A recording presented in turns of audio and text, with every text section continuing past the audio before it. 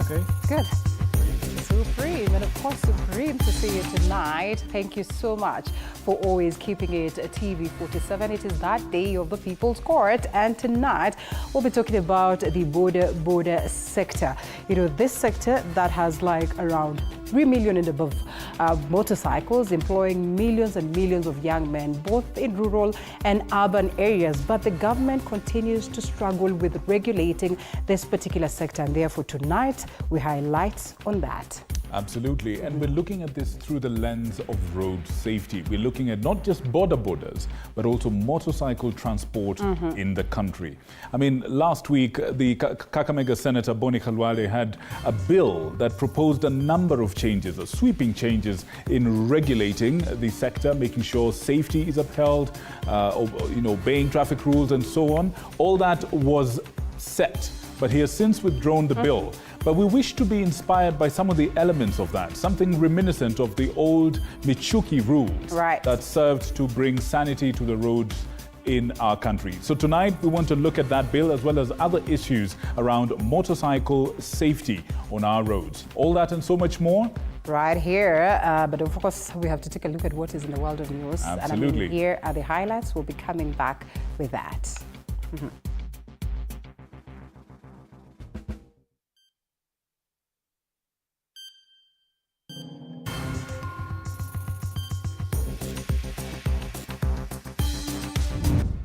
Tonight, the Social Health Authority refutes claims that RUFA is owed by the defunct NHIF.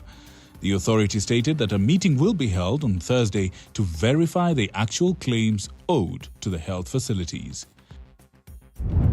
And the Independent Electoral and Boundaries Commission, IEBC, states that it requires 61.7 billion shillings to conduct the general election in 2027.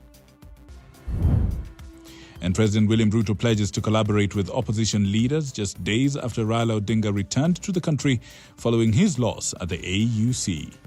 This as questions arise about the future of Azimio, with now Kenya leader Martha Karua announcing final plans to unveil her rebranded political party.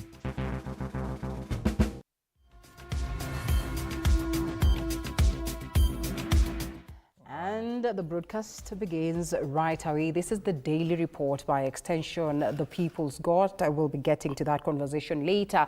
My name is Linda Alela. And my name is Victor Muyakane. And of course, on sign language, we have none other than Catherine Simaloy. All right, and straight to it, the Social Health Authority has dismissed claims that RUFA owes the defunct NHIF about 30 billion Kenyan shillings, stating that they will hold a meeting with RUFA on Thursday to verify the actual claims owned by private health facilities. This comes as patients struggle to access services. Is of course, this is happening across the country. Private health facilities, which had actually withdrawn or rather suspended access to SHA at private health facilities across the country. Elizabeth Etieno kickstarts this broadcast for us with this intrigue. It has been 48 hours since the Rural and Urban Private Hospitals Association, RUFA, suspended the provision of services using the SHA insurance scheme following accrued NHIF debt. And today, the Social Health Authority has broken its silence on the matter, saying the government does not owe the facilities 30 billion Kenya shillings as purported. We wish to clarify that the government does not owe RUFA the Kenya shillings 30 billion as asserted. RUFA facilities will receive training on claim management and to improve accuracy of claim submission. The authority says it has continued to reimburse healthcare providers on a monthly basis, with 5.1 billion Kenya shillings disbursed this week to cater for the Social Health Insurance Fund. This as an additional 1.3 billion Kenya shillings has been disbursed to the primary healthcare facilities. Facilities that have signed contracts and received share payments should continue serving our members while the NHIF debt resolution process is ongoing. In a bid to curb the perennial issue of fraudulent claims, the Social Health Authority is planning to train healthcare workers on the new primary healthcare reimbursement model from Thursday, the 27th of February. Payments will be based on actual data from the new NHIF system. This will be actual data based on patient visits to the facility. And although SHA says the NHIF pending claim reconciliations is 60% complete, RUFA and the Kenya Association for Private Facilities CAF maintain the services remain suspended until all the debts are cleared. As the push and pull between RUFA and the Social Health Authority intensifies, patients continue to feel the pinch of the collapsing health sector. Hawakuwa wanatibu watu, walikuwa wana collect money from the people. During his coastal tour in Kwale County, President William Ruto has urged Kenyans to register for the Social Health Authority, which he says is committed to ensuring equitable and affordable access to medical care. Elizabeth Atieno, TV47, Nairobi. Folks, it's important to clarify, it is RUFA, that is the Rural and Urban Private Hospitals Association, that says that it is owed money by SHA and, of course, the defunct NHIF. Right. Moving on, the National Environment Management Authority, NEMA, has ordered Nairobi City County to remove the garbage trucks stationed at the entrance of Stima Plaza as a standoff between the two offices escalates. Now, David Ongare, the Director of Compliance at NEMA, says that the county should also acquire licenses for the trucks blocking the building, as the vehicles are not even fit for garbage transportation. This, of course, comes as the offices of the electricity distributor in the CBD get flooded with sewage water. Our reporter Hibak Said with the details. From sewage water flowing into the Nairobi streets to rotting garbage polluting the air, the Kenya Power and Lighting Company had gotten the short end of the stick in the ongoing petty wars as the Nairobi City County government goes above and beyond to send its message. Day 2 of the tiff between Nairobi City County government and the Kenya Power and Lighting Company, and the dirt and garbage that was on the ground has been picked up, but the entrances to Stima Plaza are still being barricaded by 2 garbage trucks. But as NEMA, of course, we do not allow for actions of that kind, of dumping of waste in the environment. But believe you me, the appropriate discussions have been taken up, and it was really quite unfortunate, but the matter is under appropriate debate for resolution. Now the National Environment Management Authority has decided to finally intervene, drawing a line between the two clashing parties. Jana wakati asubuhi nilipofungua kazi, nimepata bado hizo lori bado zikumepakiwa kando ya biashara yangu.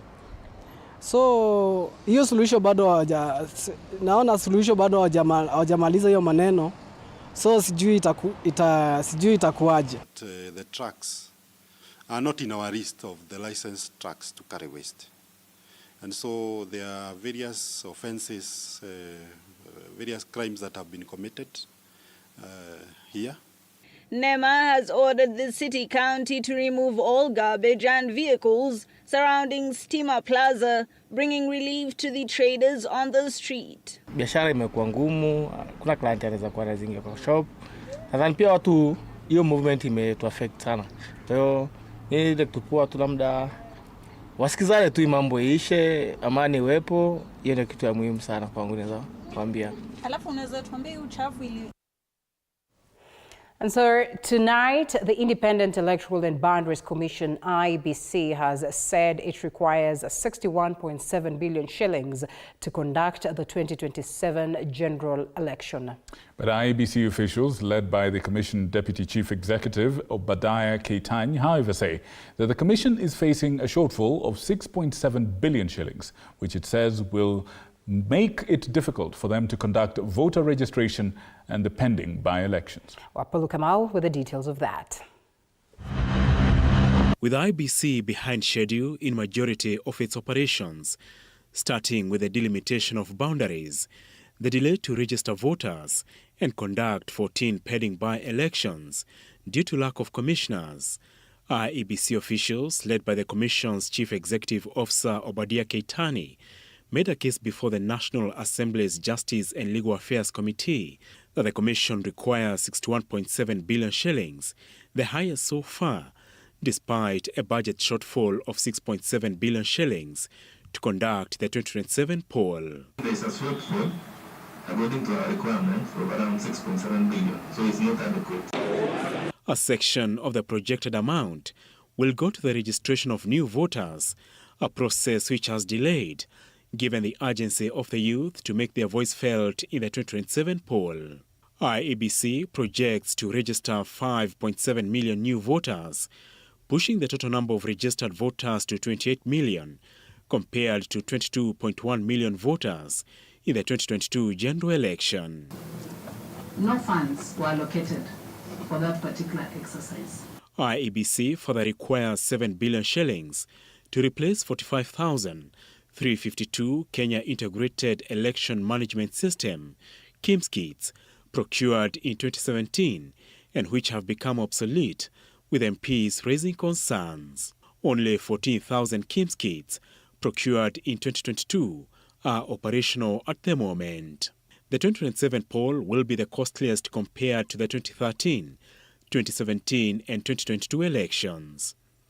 IEBC expects to have new commissioners in office by June this year, expected to preside over 14 pending by-elections, which the Commission projects will cost 480 million shillings. Apul Kamau, TV47. All right. President William Ruto has reiterated the need to have a broad-based government that will accommodate every tribe and ensure peaceful coexistence. Well, the head of state, who was addressing residents in Kwale County, called for collective responsibility in building the nation. This comes one day after President Ruto met his one-time political rival, Raila Odinga, which was interpreted as a significant political realignment. Both leaders pledging to consult on their much-discussed 2027 possible coalition.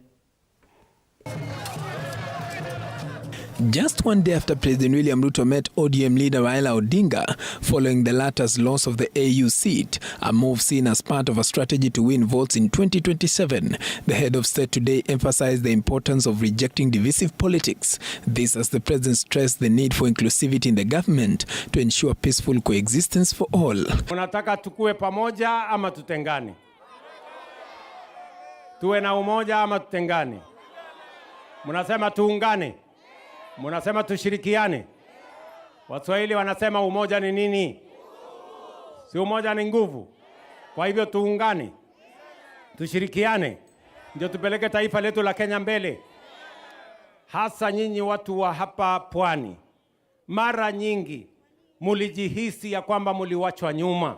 The president revealing the new development during his tour of the larger coast region, where he visited Kwale County on the second day of his tour to promote his agenda. His deputy Kithure Kindiki also calling on Kenyans to embrace peace and support the unity of the country. Ni lazima sisi zote kama taifa tuishi kwa amani kama ndugu na dada. Masuala ya siasa ilipita, sasa ni wakati wa maendeleo. Na ndio umeona serikali sasa imejumuisha watu wote.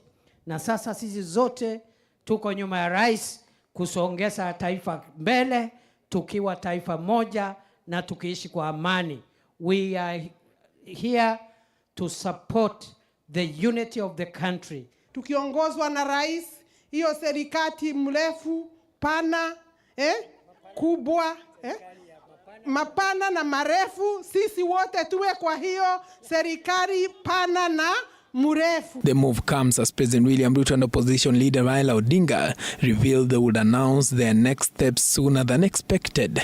President William Ruto officially launched the 1.4 billion last mile phase 4 connectivity project in Kwale, which aims to connect 12,700 households to the national electricity grid. The flag-off ceremony took place at Kiwegu Secondary School grounds in Vanga, Kwale County, where President Ruto also commissioned newly equipped classrooms and a laboratory at the school. The last mile phase 4 connectivity project is set to play a crucial role in improving living standards, stimulating local economies, and bridging the development gap between rural and urban areas.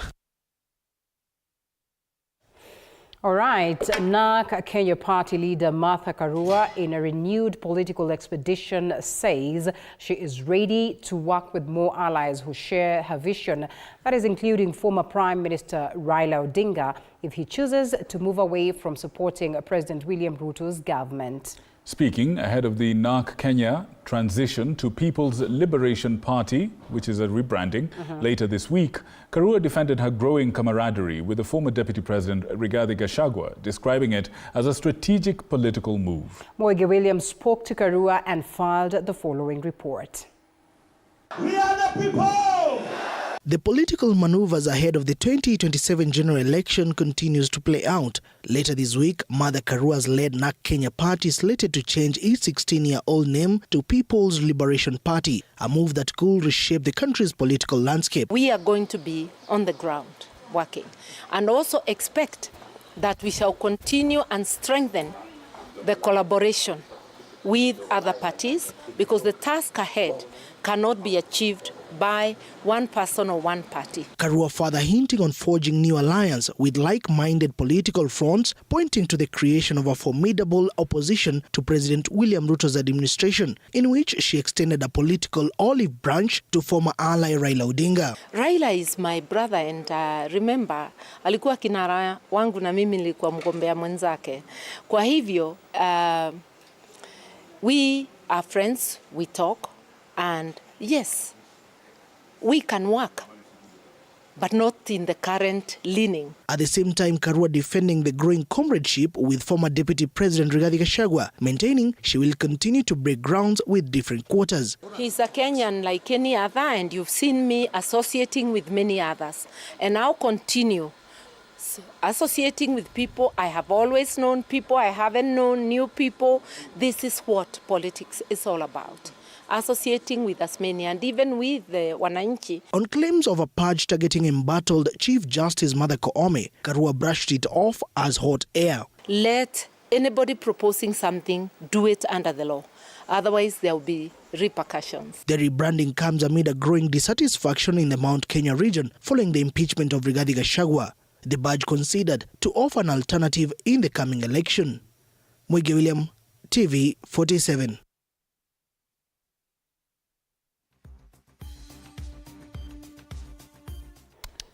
All right, thank you, Moige, for that. In other news, former African Union Commission candidate Raila Odinga has arrived in Kisumu for the first time since the conclusion of the AUC election. While he is meeting with leaders from Nyanza counties to discuss the future of the ODM party and the role of the youth in the region. During his visit, Raila Odinga held talks with various leaders, including Kisumu Governor Anyang' Nyong'o, in order to deliberate on the party's future. Well, the ODM leader announced that he will reveal his political stance next week after concluding discussions with various leaders. What transpired also in Addis Ababa and thereafter, and I told him that that chapter is now behind us. Now we're moving forward. I'd said that there was going to be life after Addis Ababa, and that's why I'm back here. And I say that before I make any comprehensive statement, I was going to consult widely. I'm not just going to be confined to Nyanza or this part of Nyanza. I will be talking to leadership from Kisii, from Western, from the coast, from the Rift Valley, from the Eastern, from Northeastern, from Central, all over the country. During this period of time, I'm going to consult before we make the next move, as I said. So I say that I will make a statement sometimes next week. And I want just to tell you here also that watch this space. And still on politics, and of course escalating to that level of corruption, Member of Parliament for Juja constituency George Koimburi has been released on a 1 million shillings bond of a 500,000 shillings cash bail after being charged with 6 counts of forging academic documents. Koimburi, however, pleaded not guilty to all counts, including the alleged failure to attend court sessions. The case is set to be mentioned again, that is on the 5th of March 2025. Koimburi has faced legal challenges since his remarks indicating that the government allegedly spent billions in the failed attempt to have Raila Odinga as the chairperson of the African Union Commission.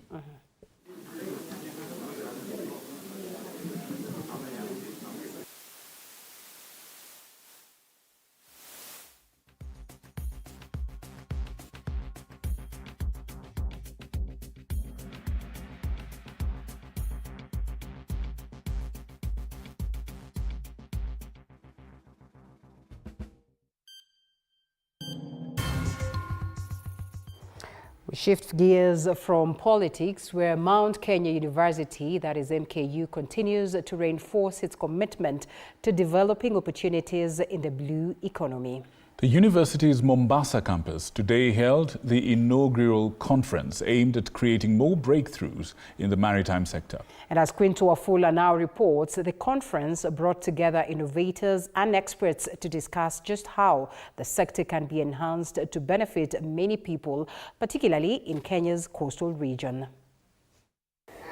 During the MKU Mombasa Research and Innovation Conference, speakers and panelists lauded the university for its efforts in encouraging innovation and offering the necessary support for turning ideas into reality.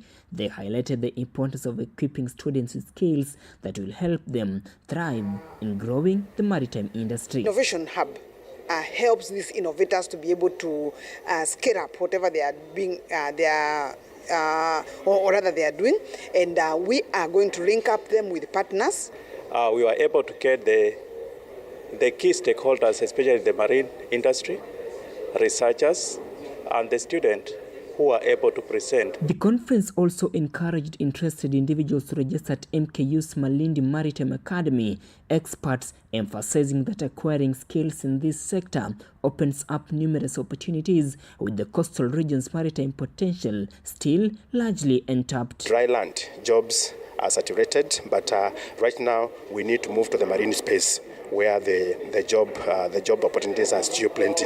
So we encourage all of us. Presenters at the conference thanked the MKU for providing a platform to share their ideas, vowing to apply the skills learned to create lasting solutions for the community and further develop the region's maritime sector. Mount Kenya University has been very instrumental in the development of my business personally, because they've given me exposure to things like the Pwani Innovation Challenge and also this conference on its own. Quinto Afula, TV47, Mombasa.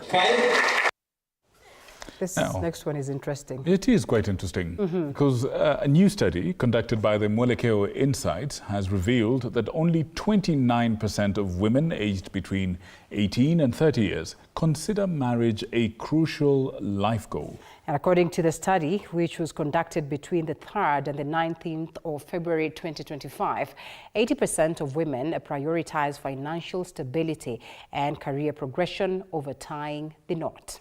And Reen tells us more. A recent study by Mwelekeo Insights has revealed shifting attitudes toward marriage among Nairobi's young women aged 18 to 30. The study, which was carried out from February 3rd to 19th, explored essential aspects including marriage aspirations, career goals, polygamy, societal expectations, and the role of religion. The findings reveal that only 29% of young women consider marriage as an essential life goal. 60% of women expressed the belief that marriage would negatively impact their freedom, while 25% saw it as a positive change and 15% felt neutral. 59% of the respondents believed marriage was not necessary for a fulfilling life, with many citing personal achievements and independence as fulfilling factors. 41% believed marriage was necessary for a fulfilling life. Additionally, 51% of the respondents expressed their willingness to enter into polygamous marriages, provided it would economically transform their lives, while 49% were opposed to polygamy. Despite these shifting perspectives, 53% of women acknowledged that their religious beliefs have shaped their views on marriage. Andrine Kilemi, TV47.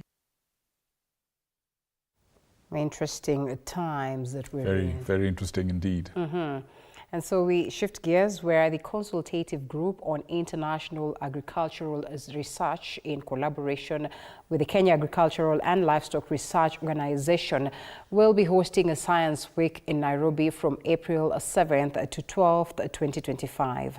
This event aims to bring together scientists, policymakers and farmers to shape the future of global agriculture. And according to KALRO's Managing Director, Eliud Kiplimo, the Science Week event is a crucial platform that will not only unveil groundbreaking scientific innovations, but also promote strategic collaborations to drive meaningful and lasting impacts. The CGIAR Executive Managing Director highlighted that they will be launching CGIAR's 2025-2026 research portfolio, which will offer dynamic solutions to shape sustainable food, land and water systems.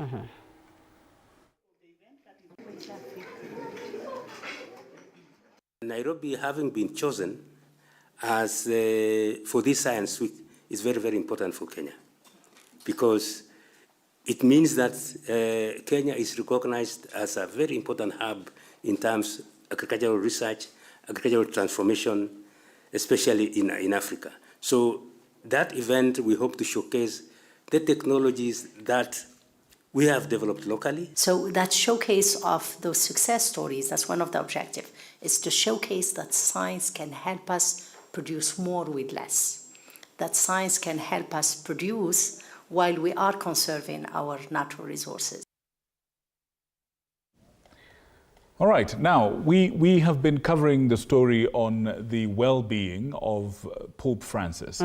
Now we have a story here, and it's by our very own Sheila Chelangat, and after which we'll give you the absolute latest reports from the Vatican City that have literally come in just 5 minutes ago. But essentially the Vatican said that the Pope had a good night, was able to rest well overnight, and noting that his clinical condition remains critical, but he showed slight improvement during the day. Well, of course, the statement went ahead to mention that no episodes of asthma-like respiratory distress occurred on Monday, and some laboratory tests showed improvement. And of course, meanwhile, monitoring of his mild kidney insufficiency has not raised any concerns.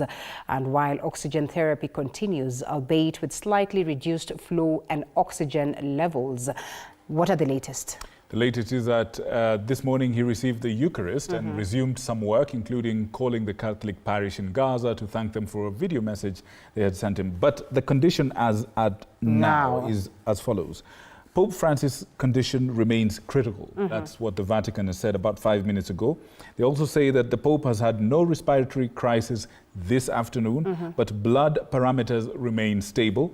They also say that he's carrying on working and the prognosis remains guarded. It means they're really monitoring the situation very, very closely. These three updates that I'm reading to you came within 30 seconds of each other, all from the Vatican. We shall be following that in no time, and we shall give you the absolute latest that happens from the Vatican. Without doubt. Now we proceed to the next story, where the World Vision Kenya, that is in partnership with the Australian government, has launched a research-led initiative dubbed the Regreening for the Future project that seeks to explore adaptive mechanisms to combat climate change as well as its effects. This project aims to provide solutions to the future, rather for the future, by empowering farmers and the community to engage in regreening activities, as well as restoring landscapes across the country. With men. But you can imagine the future is extremely bright. And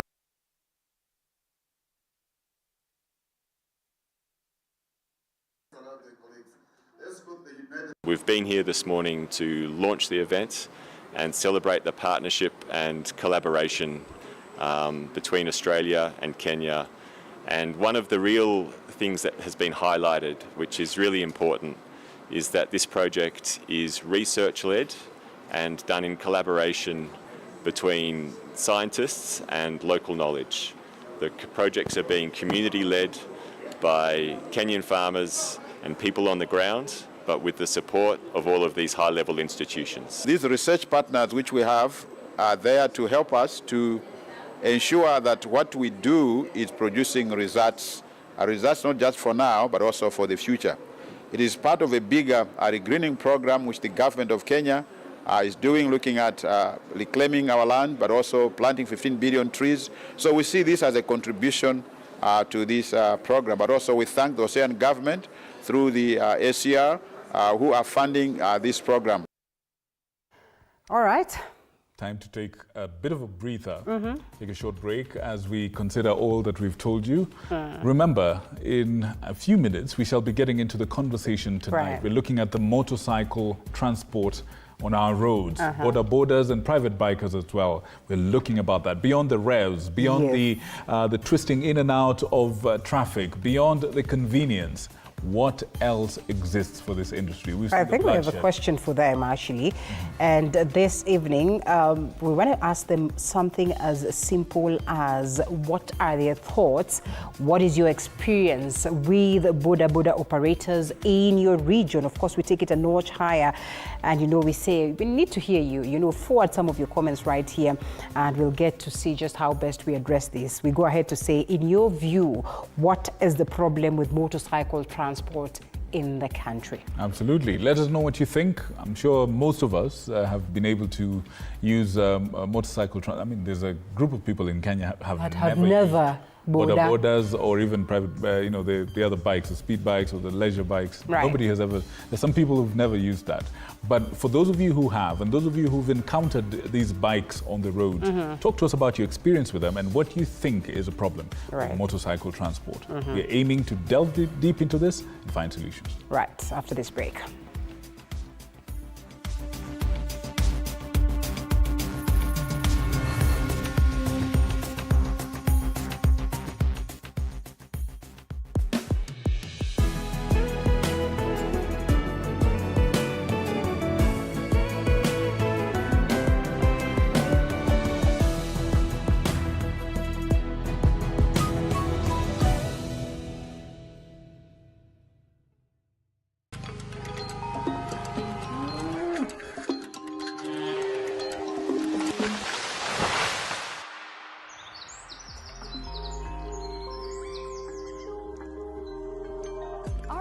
Is changing every day, and so should we, for the better. Each week, we tackle the big why, the question that should be on everyone's mind. Why isn't this fixed yet? Deforestation, global warming, and the adverse effects of climate change. The future isn't just something that we inherit, it's something that we create. Join us on The Green Fix as we tell the stories of those who refuse to give up.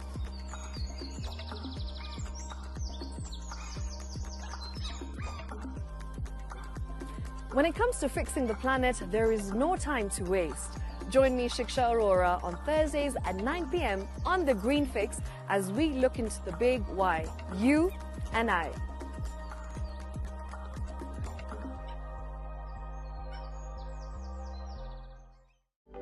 For comprehensive information and education on your health, Body Garage is here. Don't allow anyone to pluck out your good tooth, as long as it is strong and stable. Cancer doesn't start today and you get the symptoms tomorrow. By the time you pick it or the time it is manifesting in you, probably will be there about 5 to 10 years. The eye is the window to the rest of the body. Don't forget to stay hydrated. And of course, you at home do take your water. So the ultimate test is actually you check your urine. Your urine should be clear. Clear like the water? Yes. Should be able to see the other side of the urine. If your urine is colored or has changed color, you cannot see the other side, then you have not taken enough water. Don't forget regular health checkups. Early detection saves lives. I want the message be, we can prevent cervical cancer. We prevent cervical cancer in several ways. You have young girls and even somebody who's above that age, you can pay at least every 3 years. Somebody should have a pap smear done. If you are 40, 45, 50 going upwards, once a year, please go see a doctor. Yeah, it's just for normal routine maintenance.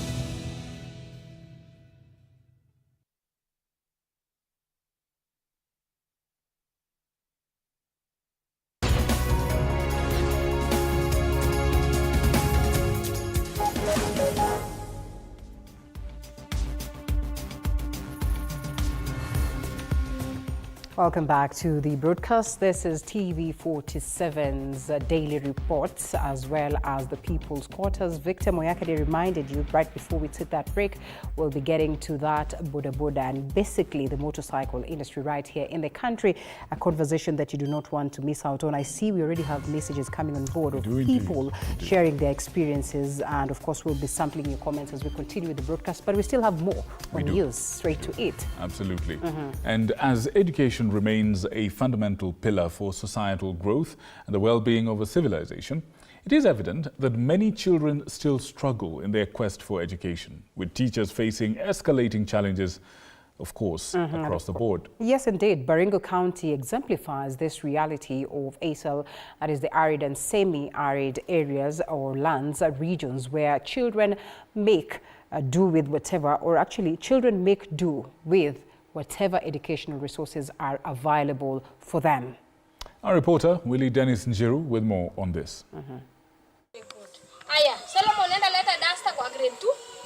Tiati sublocation in Baringo County is arguably one of the most affected in terms of basic learning essentials, with shortages in classroom, furniture and other critical resources. The lack of essential infrastructure and a shortage of teachers only worsen the already challenging situation for school-going children in the area. Sitting on stones is a problem in a way that the children will not be comfortable, and especially when they are young. Their writing will not be good because they might be using their laps and it is not good. It will not develop good handwriting. It will be a problem that will carry from ECD to even grade 1. The scenic beauty of Tiati Hills camouflage the reality that dawns on schools beneath it. This is Domo Primary School, slightly over a decade old, with a student population of 250. For grade 1 to 3 students here, having a classroom is almost a luxury. They endure dusty winds and the intense heat beneath the trees, with stones serving as their only makeshift seats. We don't have the many schools in Tirioko, specifically Tirioko, have no chairs. You'll find many people sitting on the floor, and it is very difficult for a child to concentrate when he cannot, when he's not at a comfort zone. And even some share one desk. Around 6 people share one desk. For the teachers, the situation is even more deplorable. They navigate makeshift staff rooms and offices, constantly adjusting to shifting shades as the day progresses. When it rains, the conditions become even more unbearable. Kwa ECD centers, challenge kubwa ni walimu.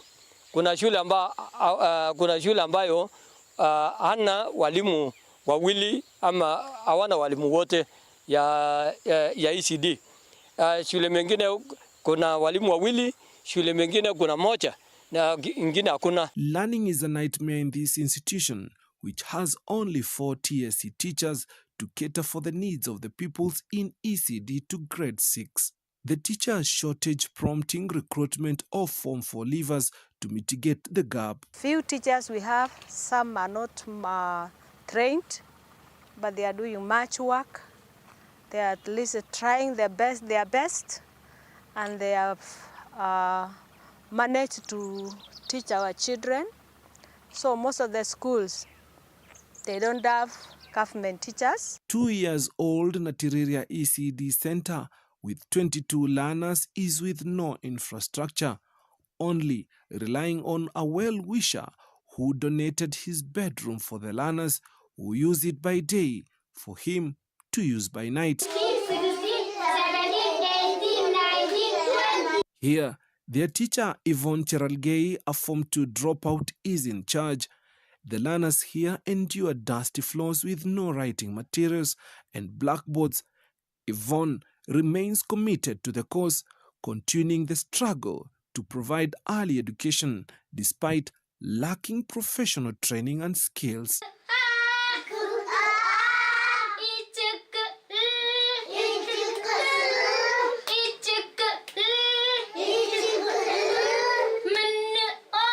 Embassy Tit School further shows the challenges as grade 4 and 5 students are forced to learn in makeshift structures, adding to the already difficult conditions faced by the community.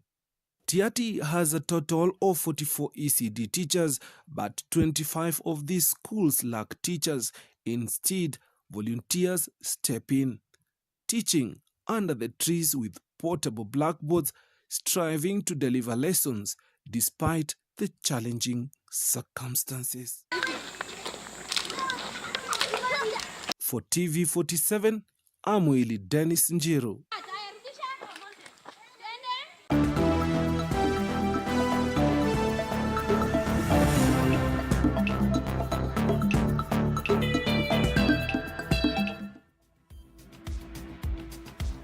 All right, and now to some bit of business. You will be required to dispose of your garbage in 3 different bags for different types of waste by May this year, when the extended producer responsibility policy comes into effect. This is according to the Packaging Producer Responsibility Organization called PACPRO, who now say that curbing waste mix-ups at the source will make recycling easier and promote responsible dumping. The company's CEO, Joyce Waweru, says that the government has yet to conduct a thorough civic education on the matter, which may hinder implementation. The law is that you need to have 3 bags. 3 bags in your house, a green one, a blue one, and a black one. The green one is for your wet waste, which is your organic waste, your food waste. The blue one is for all your recyclable materials, your plastics, your glass, your cartons, etc. And then the black one is for all other general waste that cannot fit into the first 2. Now, the challenge that exists today as a country, waste is actually a devolved function, which means 47 counties have different ways of approaching waste management altogether. So I might come to Nairobi and waste is being managed in one way. I might go to another county, it's being managed in another way.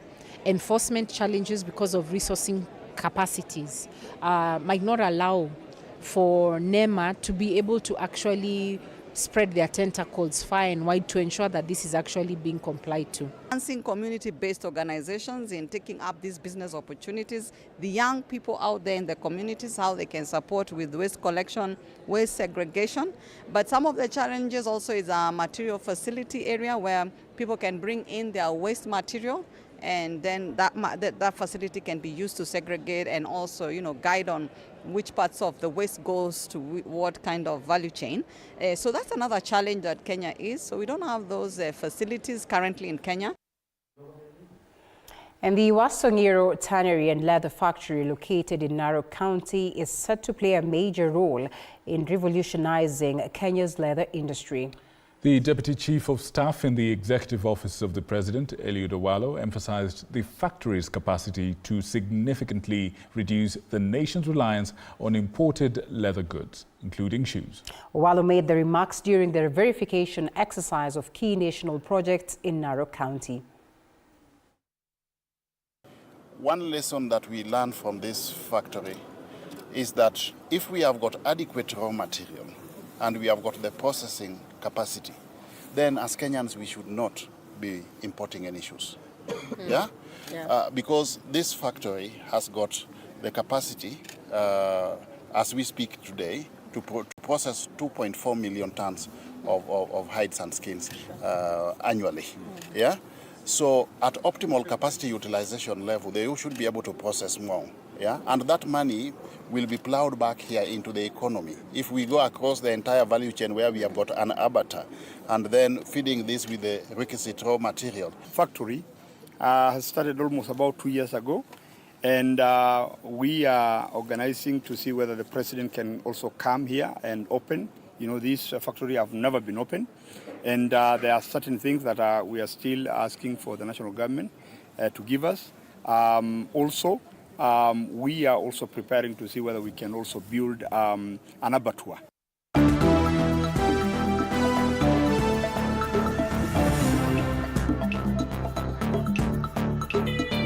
Sports news brought to you by Maybets.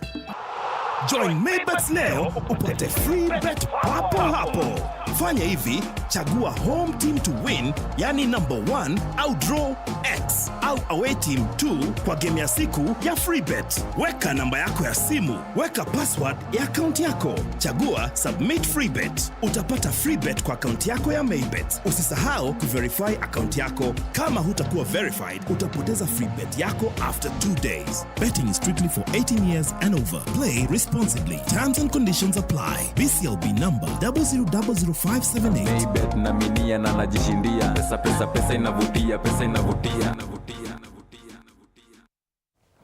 Now for the gears and the revs. And rally rising star Rajveer Teti and multiple champion Ian Duncan were in a league of their own during the second round of the National Autocross Championship. The race was held last Sunday at the 22 track near Tatu City in Kiambu County. This competition was organized by the 254 Motorsports Club. Of course, this is Tony Kwalanda details.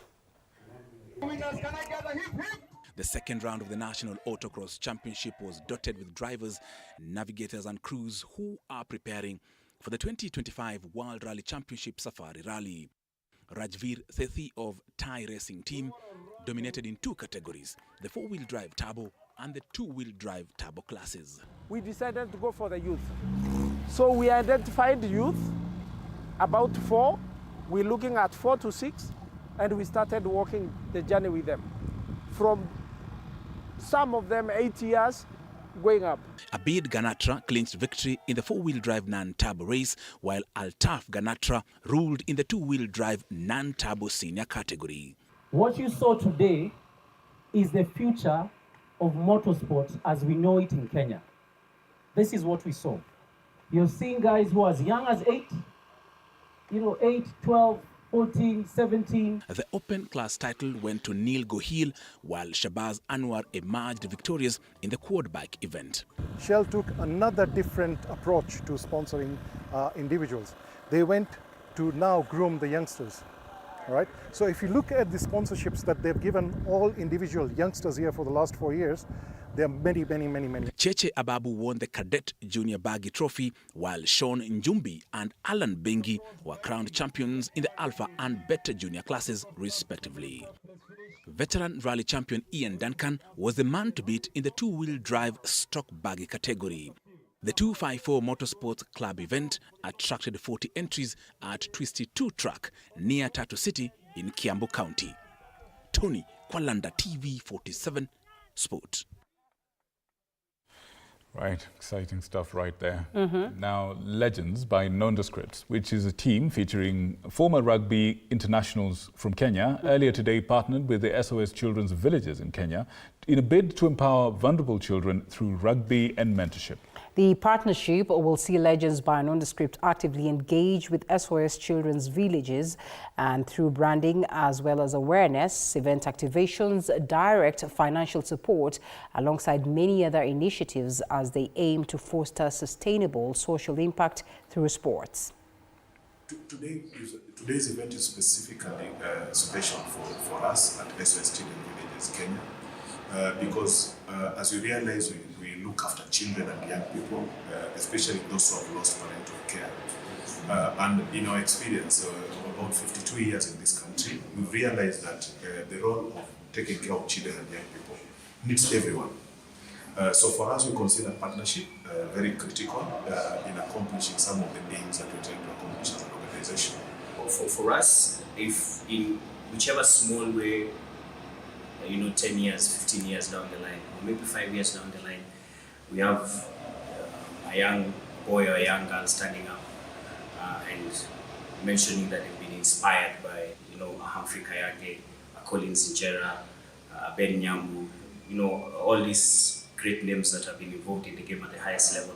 If they can be able to offer hope to them, be an inspiration to them, and 5 years, like I said, down the line, if we can see some of these success stories being attributed to us, I think we'll have done our. All right, the 4th edition of the E-League One Tour is set to kick off on March the 8th, with the winners booking their spot in the grand finale scheduled for March 28th at Charter Hall, courtesy of the sponsorship by Nairobi City Council. A total of 8 gamers will secure their spots in the final round, with the winner of the tournament getting a chance to win a fully paid trip to France. Kenyans under the age of 16 have been urged to register online for the much-awaited tournament. This partnership aims to grow and support the youth while establishing the stature of esports in the country. It's good to hear the kind of good work already that has been done.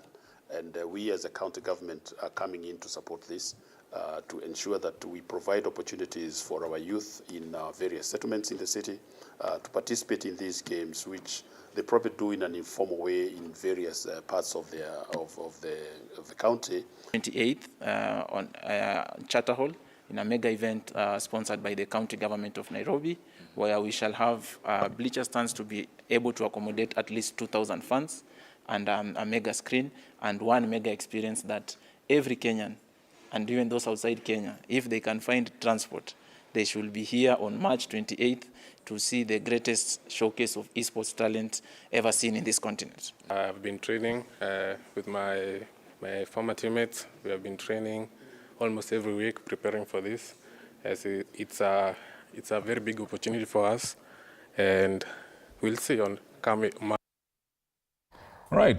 Esports is growing. It's something that's really, really blowing up. So if your children are addicted to video games, which actually supposed to be very, very good for them in some ways. But they sharpen their wits. Apparently, hand-to-eye coordination, creative problem solving and such things, please send them to this organization. But in the meantime, day 2 of the Confederation of African Under-14 Junior Tennis Championships saw Kenyan tennis player Ian Quadros succumb to a 2-1 defeat to Nigerian Shei Ebenezer at the Nairobi club.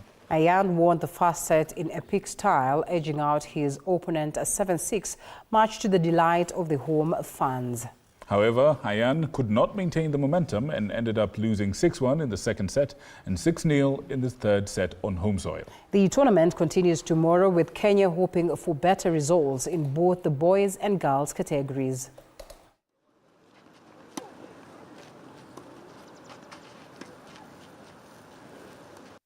I guess we are trying. It's better than the warm-up because the warm-up first day all of us were out. This one, I think they learned from the first one, and I can say on the girls' side they're trying because we have at least some 2 girls still in the main draw. Really good tournaments. It's really well organized, and it's really great. It's a really great tournament. I want to thank the organization of the Kenya's tennis. The tournament, it's good so far. It's a nice club, nice climate. The country is so nice. First of all, I love the country. It's a beautiful country. And about the organization, is a very good organization. Court is very good. We are so happy.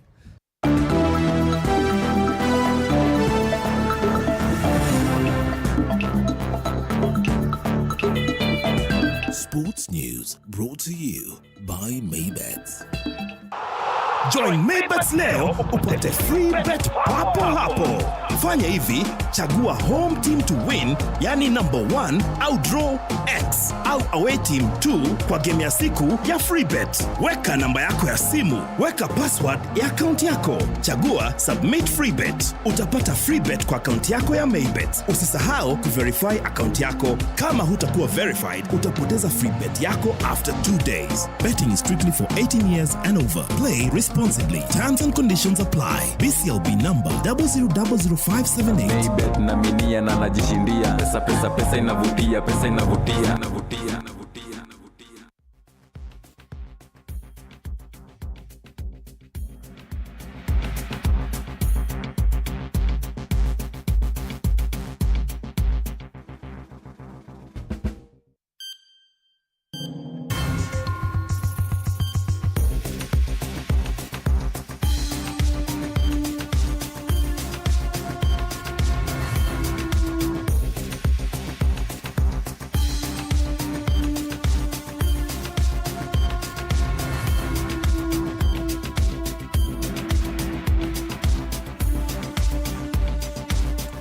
All right, ladies and gentlemen, it's that time where we're about to have that all-important conversation. And as you can see, we have the gentleman and lady here to help us with their ideas and insights on this matter. Tonight, it's very simple. We're talking about motorcycle transport in Kenya on our roads. Here we have representatives from the Private Bikers Association. We have representatives from the Boda Boda sector. We have representatives from stakeholders in the road safety sector. We're all here to talk about one thing: safety on the roads, particularly the motorcycle transport. And of course, this comes hot on the heels of a bill that was proposed by Kakamega Senator Boni Khalwale.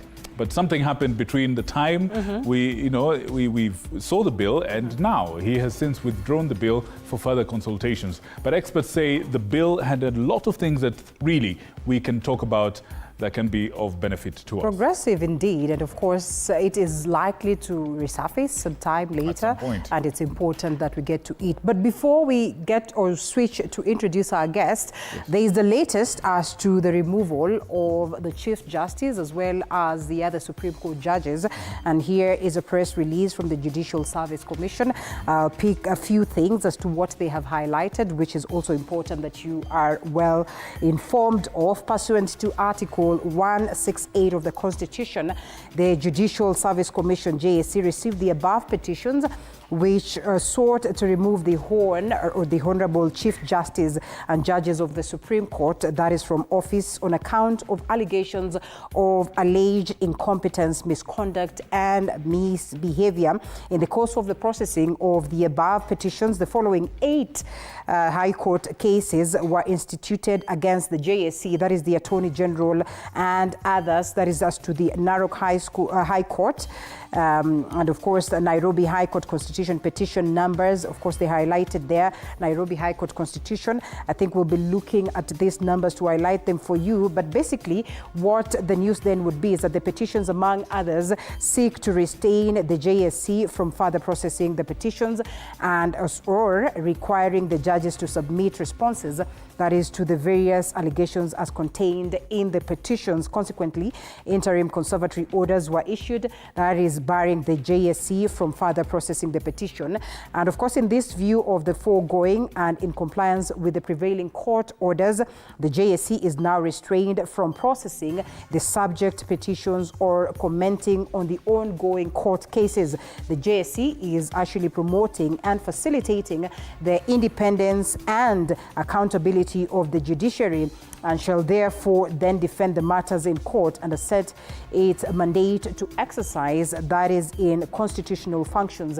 under the Article 168, 172 and 252 of the Constitution. They continue to reiterate that the Commission's commitment is respecting the rule of law and discharging its mandate without fear or favor or ill will. Of course, this is a developing story as to that removal. We'll certainly be here to give you more updates as and when they get to hit the editorial desk. Absolutely. Now, on the subject of motorcycle transport, let us get to know our guests. On the front row, we have two gentlemen. We have Mr. Patrick Mulusa, who's the chairman of the Kibra Boda Boda Sacco Limited. Karibu sana. Watu wa Kibra wanasemaje? Wako wangwana. All right. Next to him is someone who's been here before. We have Mr. Alex Kulema, who's the national executive head of Boda Boda Welfare. Karibu sana. Wangwana wanasemaje wako? Ground iko sawa. All right, all right. Now, right behind us here, I'll start at the far end. We have Mr. Jackson Lusaba Liyai, who's an entrepreneur, businessman, and a stakeholder in this matter. Karibu sana. Kwenu wazima? Very good, very good. Ametumia bodaboda sana, atatupa experience yake. Atatupa experience. All right. Now, the only lady in our panel tonight, I wonder if she's the only one that got the visa. I don't know. Passionate about this conversation. Very much. Maybe that's the reason why she's here. Absolutely. Karibu sana, of course, the great Melania Thuita, who is an expert in road safety from the Parkside Road Safety Awareness campaign. And last but not least is, of course, from the Kenya Private Bikers Association, the PBAK, Private Bikers Association of Kenya, Mr. David Mbaya, who happens to be a minister as well, and many other things. Lifetime biker. We had a chat earlier on. Listen, his garage is something to be envious about. Right. Folks, this is a panel. The subject matter belongs to all of us. We engage with motorcycles all day and night. We talk about this matter because it affects all of us. We'll be right back after these messages, and when we come back, the conversation is on. All right. Thank you.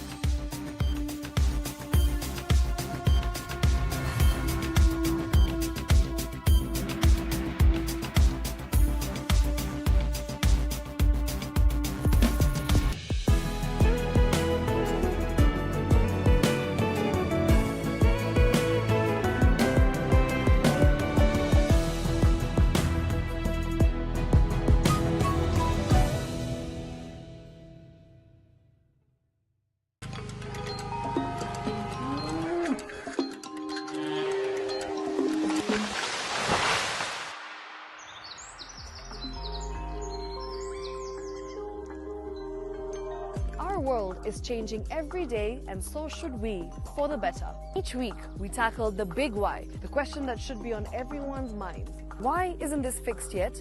Deforestation, global warming, and the adverse effects of climate change.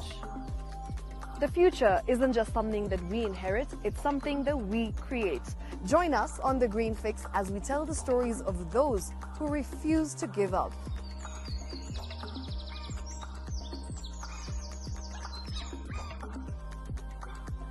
When it comes to fixing the planet, there is no time to waste.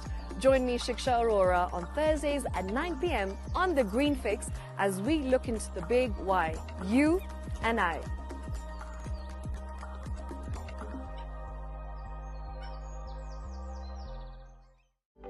For comprehensive information and education on your health, Body Garage is here.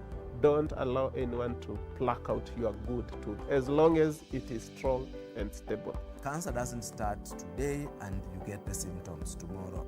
By the time you pick it or the time it is manifesting in you, probably will be there about 5 to 10 years. The eye is the window to the rest of the body. Don't forget to stay hydrated. And of course, you at home do take your water. So the ultimate test is actually you check your urine. Your urine should be clear. Clear like the water? Yes. Should be able to see the other side of the urine. If your urine is colored or has changed color, you cannot see the other side, then you have not taken enough water. Don't forget regular health checkups. Early detection saves lives. I want the message be, we can prevent cervical cancer. We prevent cervical cancer in several ways. You have young girls and even somebody who's above that age, you can pay at least every 3 years. Somebody should have a pap smear done. If you are 40, 45, 50, going upward, once a year, please go see a doctor. Yeah, it's just for normal routine maintenance.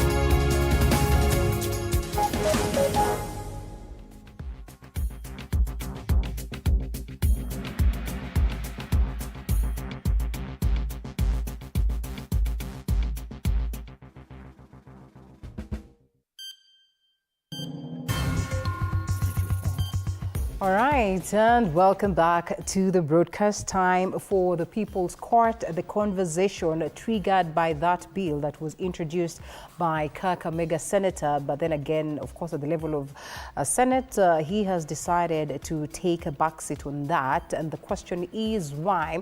But of course, without lingering much onto that, the biggest concern would be around the concerns that he had raised in the bill, valid points that perhaps would bring sanity. Remember that we have had a lot of struggle in trying to sanitize the border sector. And while Victor really insists on talking about the motorcycle industry, like basically largely, I think the biggest concern would be about or around the border sector. We have stakeholders right here. I am told that we expect to have the NTSA Programs Director joining us virtually.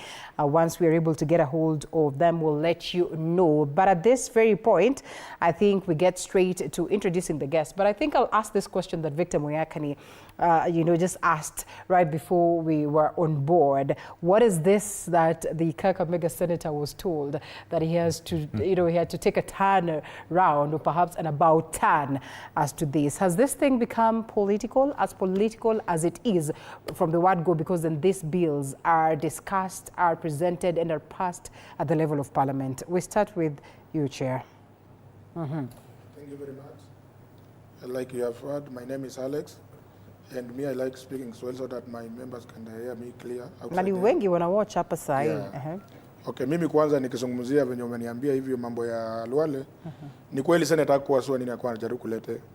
Alikuwa na idea lakini hakuwa anajua nini anataka kuleta. So ukipeleka kitu alafu itidwe inamaanisha kwamba hata wewe mwenyewe umefeel kwamba hiyo kitu ni mbaya. Unaweza kuwa na chakula mzuri lakini ukiweka sumu kidogo inakuwa hiyo chakula yote ni mbaya, inabidi umemwaga. And next time the advice Senator kwamba if you have something unataka kupeleka kusukuma ya boda, ni vizuri kuuliza kwanza the stakeholders, the leaders wa hiyo sector, wakupee maoni so that ukipeleka isende kupigwa teke.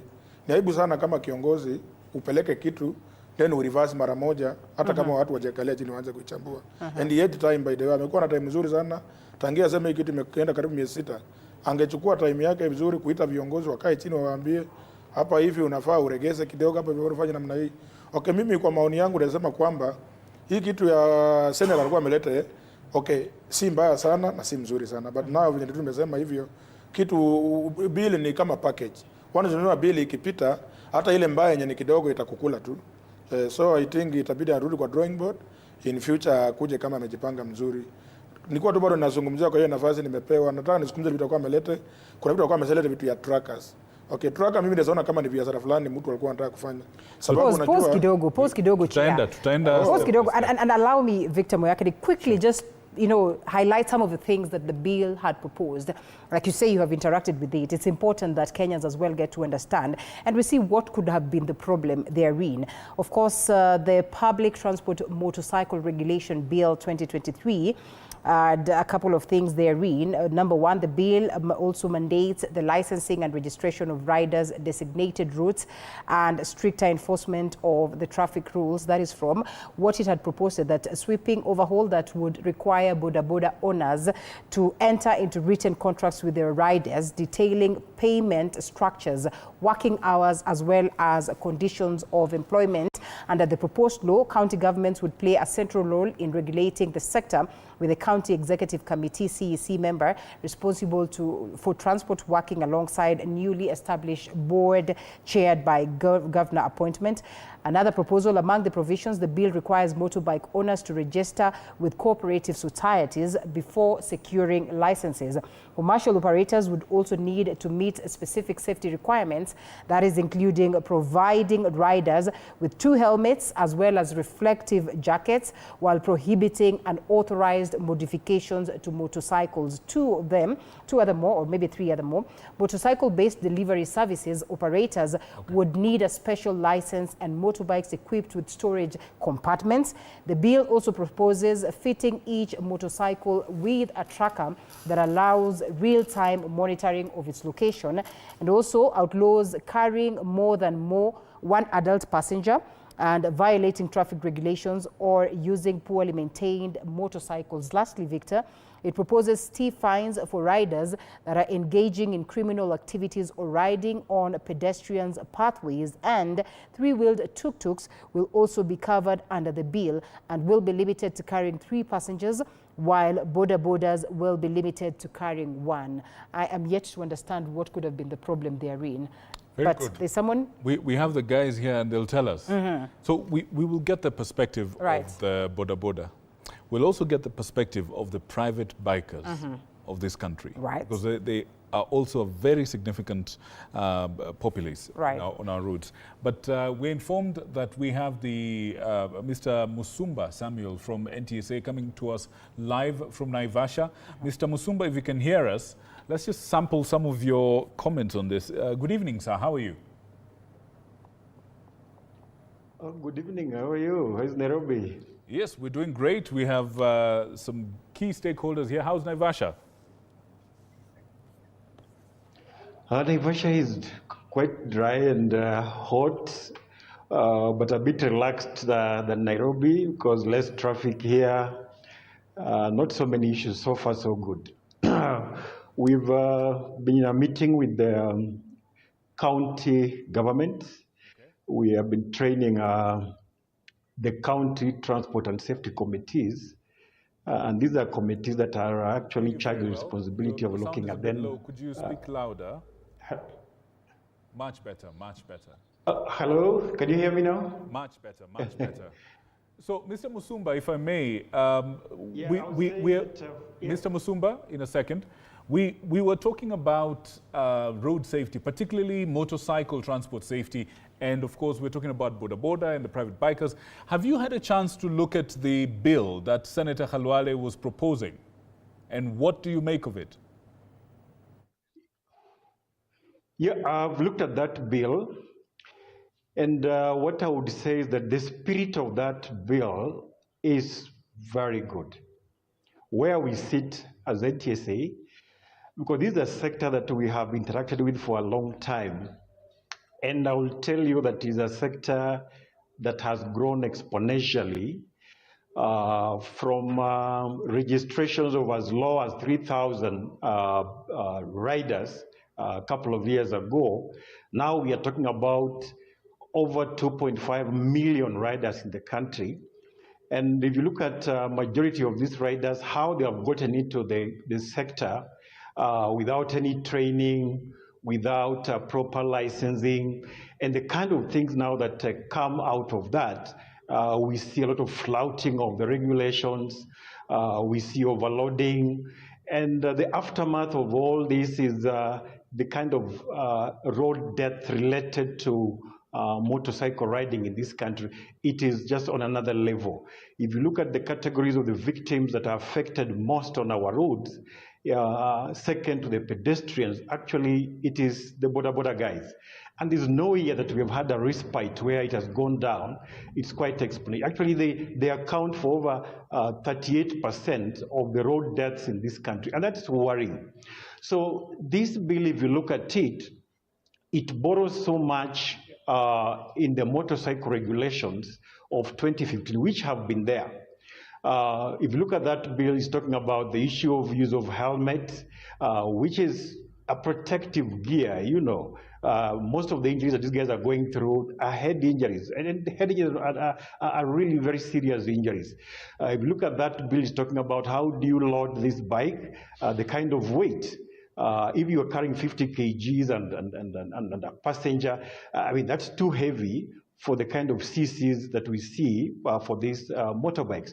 And then the other controls in terms of the operating hours, we have seen quite a number of these riders operating up to very late, and sometimes that again brings in the insecurity challenges that we have, because you're operating at that hour. Who is watching you? Who is monitoring, you know, your movement from where to where? And so the bill brings in a bit of that order. The other thing that we've really been, which is actually in the 2015 motorcycle regulations, talks about these guys have to be self-regulated. How? But through a structure, an organized structure. And we are looking at how do we then structure this sector. It's through the circles.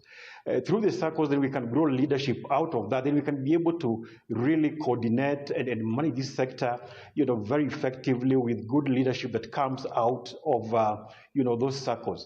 Through those organized groups, it's much easier to even do trainings and then look at other things, licensing and then ownership of these motorbikes through the, you know, getting logbooks here and there. It's much easier when they are organized and really well structured. All right. So really, the bill picks it up from there, and we're saying, yeah, this bill was okay in terms of structuring this sector. Where we sit, it was okay. Yes. All right. So then, if it was okay, and clearly, if all of us are listening to you, and we're hearing you say that a lot of what has made its way into the bill is actually existing legislation, it's existing policy.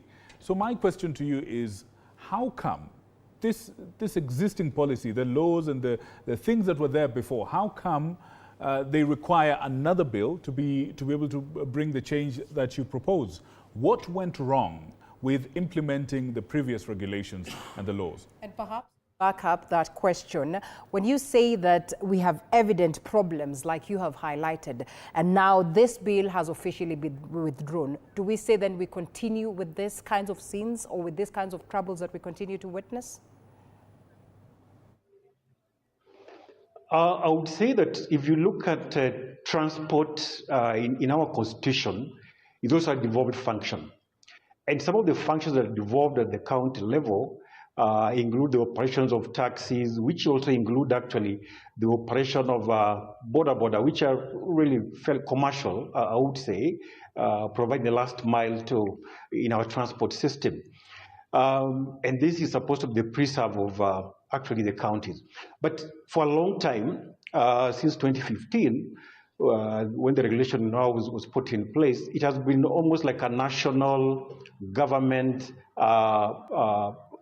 kind of thing. And so counties were not really as involved as it is required. And so what we see now happening was a bit difficult even to enforce some of those regulations because, again, with the devolution, we're supposed to complement each other. We're supposed to work together to ensure that safety happens.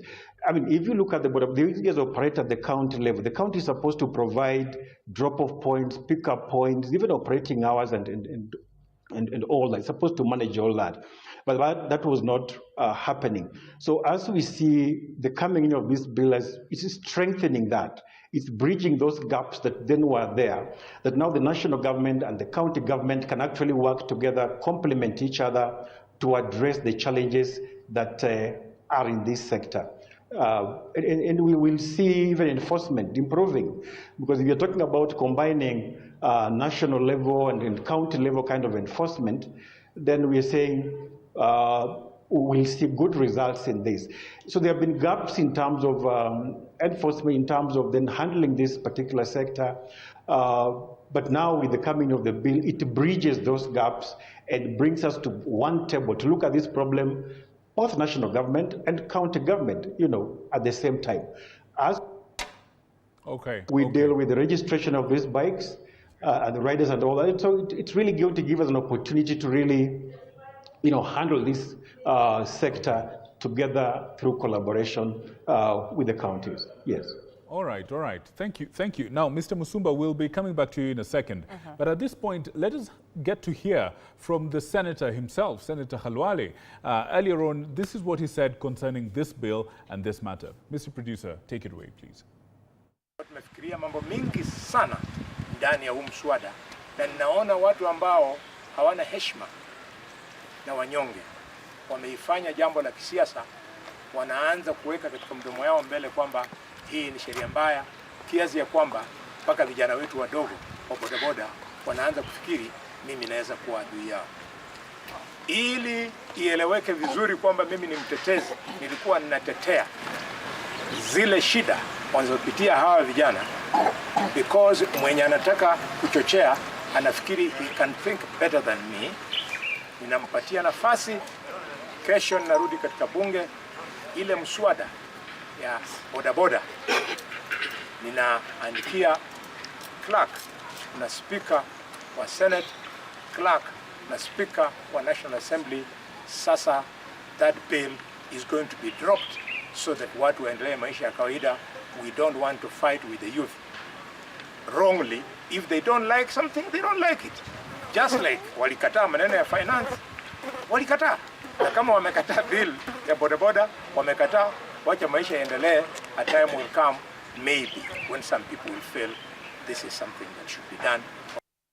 All right, thank you so much. That was Senator Khalwale. Melania, I saw your face reacting to what he was saying. Talk to me about your feelings on this. Thank you so much. What I feel about what my good friend Mr. Musumba has said, I guess whatever he's talking about has been there years and years, and I was really waiting to hear what implementation have they done, but he did not touch on that, because these are regulations that have been there all the time. We keep on discussing them, but zero implementation about them. So whatever the senator had brought, I don't know whether he had consulted the NTSA, because if we go to the wall of the NTSA, they are there. But my biggest question is, what have they done? What do you suppose could have stopped us from implementing some of this? I mean, you've been in the game long enough. What do you suppose is that, link that, has broken in terms of how we get to have the proposals, to have the policies, but they're not implemented? I would say, one, it's lack of, we are so much disorderly, the boda sector. Two, corruption. That is the whole thing that makes these rules not to be implemented. Because we said about registration. We have talked about registering the bodas, but how many bodas do we have in Kenya? What strategy are you using to make sure these bodas are registered? Do you follow up with the circles? The two gentlemen we were discussing, asking them, how many circles do we have? Are they known by the government? But they were like, we only know ourselves as circles. And they also say they have a challenge because there are people who are still operating in their area, but they don't belong to the circle. But they are able to operate. Do we have enough enforcers to tame these boda people? Because I think we just have few reckless bodas who are making all the others look bad. We have private bikers. Yeah. Why don't we hear so much issues about them? Right. It is all about order. They know they should have the helmet, they should be registered and all that. But now our government will always want shortcuts. That is what I really say, even if the rules were, you cannot keep on sugarcoating, because let me call it sugarcoating, because are those rules going to educate these boda riders on how to ride? We are talking about kids who are, how do we know they are kids? Do we have enough places to train these people? They say they do not have. They are saying it is too expensive for them to get trained. So what is the government doing? And to tame all these, honestly speaking, we'll have from regulating how they buy the motorbikes, how that is where we'll have to start the issue. Otherwise, right at the beginning. Yeah, right that at is the beginning. First point of ownership. Oh, yes. All right, we'll come back to in a second. I could see you, agreeing and disagreeing with some of the things Melanie was talking about. What's your view, Patrick? Thank you. My name is Patrick Mlusa, Mwenyekiti Kibera Boda Boda Sacco. I think I disagree with Bwana Msumba in one point. Sababu hizo sheria ambazo anaongelea zimekuwepo. Sekta ya bodaboda haijaanza leo, haijaanza jana. Ilianza miaka 25 iliyopita. Na mzee ambaye aliitwa Mwai Kibaki ambaye alituacha, na tunajivunia kwa sababu hawa youth ambao bwana Boni Khalwale anaongelea si wana youth wako kwa bodaboda peke yao. We are also in the bodaboda sector as parents, and we get income from our earnings. So bodaboda is a sector that comprises all the groups, the youth and the elderly and the middle class. So the sheria ambazo zimekuwa zikiongelewa kila wakati, hizi sheria zimekuwepo, but implementation. In Kenya, we as an industry, we are a business in our own, because we have so many businesses in Kenya. And once you want to start a business, you have to be licensed. We as bodabodas, for you to operate as a bodaboda guy or a bodaboda rider, you have to go to a training of a school that will obtain a license. So we have the licenses. A few don't have. They should give us an avenue of the others who don't have the license so that they can get the licenses. You can't tell me somebody like me over 40 years, you are taking back me to school where I was 20 years ago. I do have a license. Niko na license, niko na insurance. As a businessman, ninatakana niwe nina renew your license yearly or after 3 years. Patrick, I have a question on that. Yes. In your estimation and in your experience, yes, say over 20 years, what percentage of operators are licensed and what percentage are not? Like 40% are licensed. 40%? Yes. So we're talking about majority are not licensed? Yes. So would you blame Kenyans, for example, who feel, okay, it's hard for me as a Kenyan to know who's licensed, who's not? Would you blame Kenyans who say, why don't we have all of the members have training? The ones who don't have training will be trained for the first time. The ones who have been trained before will get a refresher course. Is there any problem with that? We are not blaming Kenyans.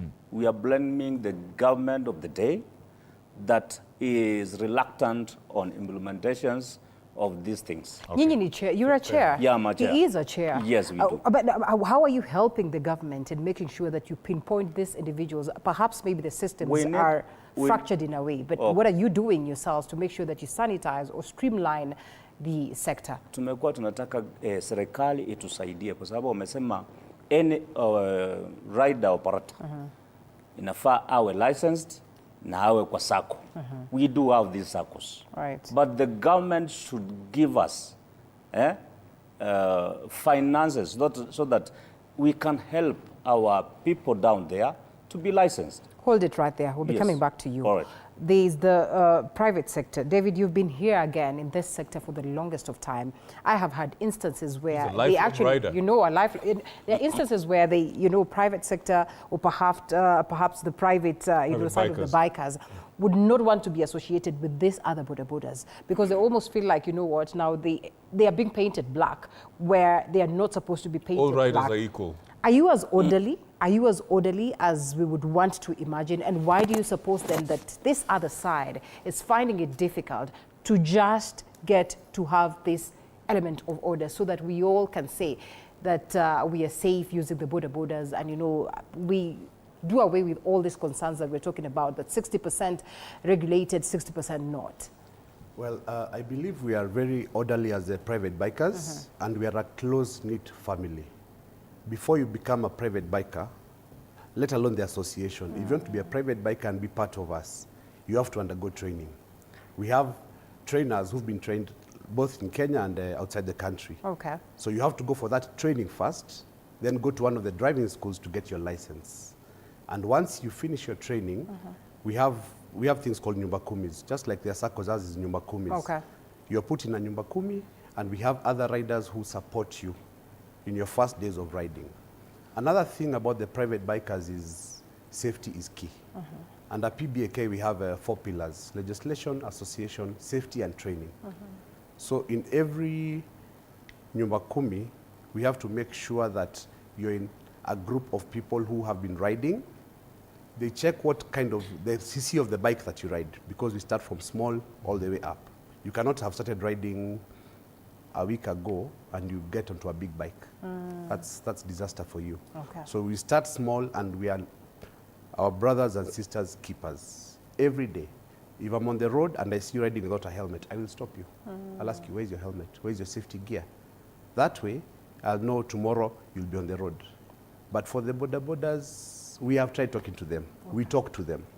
But how we can bring change to the boda sector is through the private bikers, through you people who are carried by these bodas. If a boda does not have a helmet, just tell him, by the way, my safety level here, no. If he's intoxicated, I'm not getting onto your bike. If you see a rider doing the wrong thing, riding on the wrong side of the road, stop him, ask him. So if we change one rider at a time, it will get to a point where the whole society will have changed. Okay. And you realize the 2 gentlemen who are here are elderly. I don't think the problem is with them. It is the younger generation. Okay. You clear Form 4, you're like, get onto a bike. How much is it? You get a loan, you need to pay 500 bob a day. Within one evening, you're taught, zunguka hapa, gear ni hivi. The following day, the guy is on the road. Road rules, nothing. So I think the bigger problem we have is the younger generation of the riders. These older ones, they're mature. So that's 60%. We have older ones probably who also don't have licenses, but they are mature, they know what they're doing. But the younger generation is where the big problem is. That's where the problem is. That's where the problem is. Okay, so we will come back to that. I want us to take a short break and digest what we've learned. Some key points have been said here. Mr. Musumba has said something, Dr. Halwale has said others, and the people in studio have shared their views. Let's take a short break. Let us know what you think through the SMS line. And if you're watching us on YouTube, go on the chat, send in your feedback. We'll sample it live and direct. We'll be right back. Okay.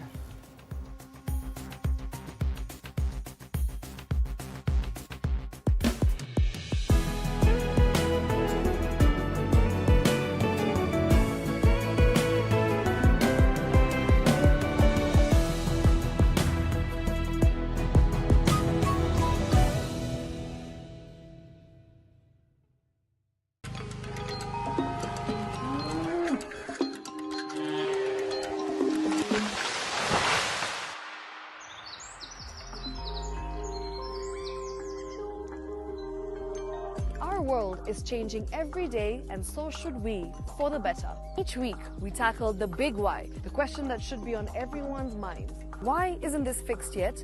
Deforestation, global warming, and the adverse effects of climate change. The future isn't just something that we inherit, it's something that we create. Join us on The Green Fix as we tell the stories of those who refuse to give up.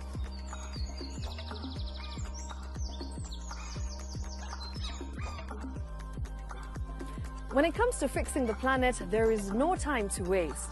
Join me, Shiksha Arora, on Thursdays at 9 p.m. on The Green Fix as we look into the big why, you and I.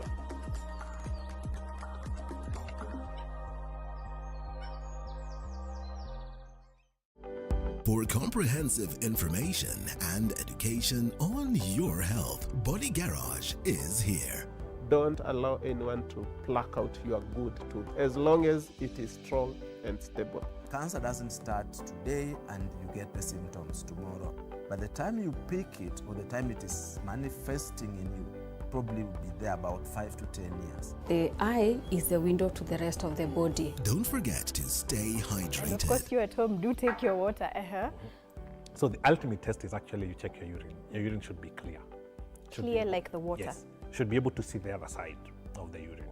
If your urine is colored or has changed color, you cannot see the other side, then you have not taken enough water.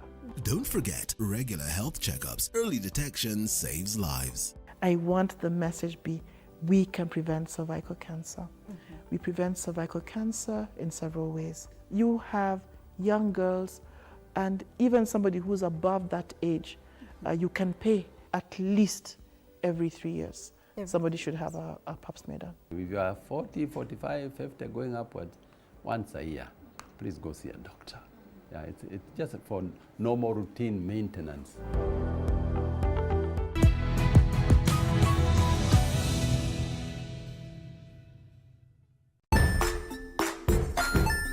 Hey there, friends. Welcome to Kids on the Block, where fun and imagination come alive. We dive into magical world filled with exciting adventures and awesome friends. What position were you in? I was number 2. What position were you? Number 1. He decided to cross the bridge by his house and look for food on the other side. We're going to do half cup of chocolate chips, and the other one, we're going to do half cup of the blueberries. So, grab your imagination hats and get ready to explore with us. Join us every Saturday at 9 a.m. for new friends, amazing stories, and tons of laughter.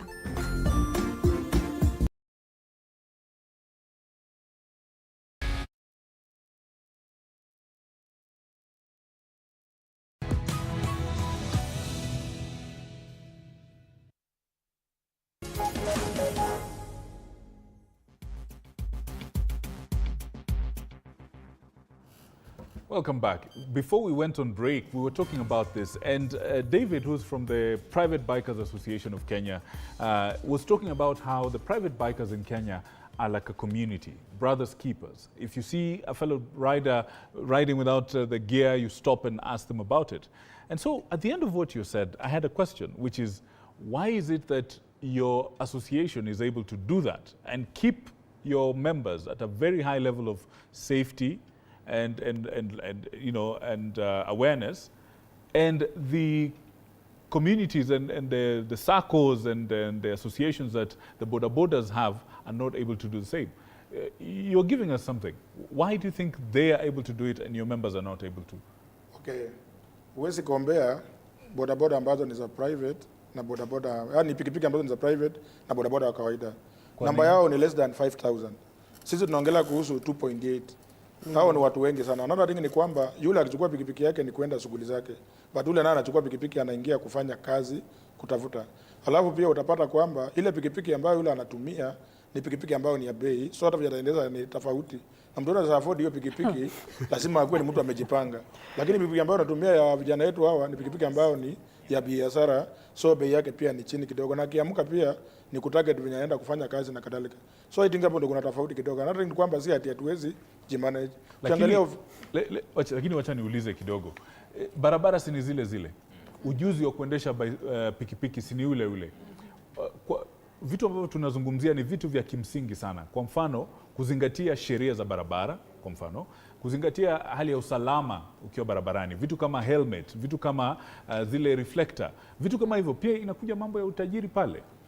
Okay, nikijibu pia hapo ni kwamba hao watu si hata wana ile na reflector na kadhalika. Unapata pia bado hao watu wa pikipiki.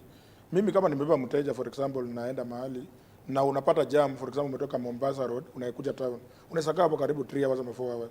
So utapata kwamba mtu wa pikipiki anajaribu kupata venye anataka kupenya ndio afikishe mteja wake juu. Tena most of the time unapata kwamba mteja ndiye anakupeleka hiyo mbio, na ili hali kwamba utabidi sasa kama anakupeleka mbio na jamu imefunga, lazima utafuta venye utapenya penya. Tunapata kwamba member ameruka mpaka ameingia penya mingi. So mimi nilikuwa naomba kama itawezekana government ijaribu kuangalia space ya bodaboda ni kama 1 meter tu length, unaona, watengee tu watu wa bodaboda barabara kao, so that akiona ile jam ya magari anaweza chapa aende aru, sababu siwezi kuwa nashinda kwa jam. Melania, you have wasemaje? I'm very happy to be with this team. Yes.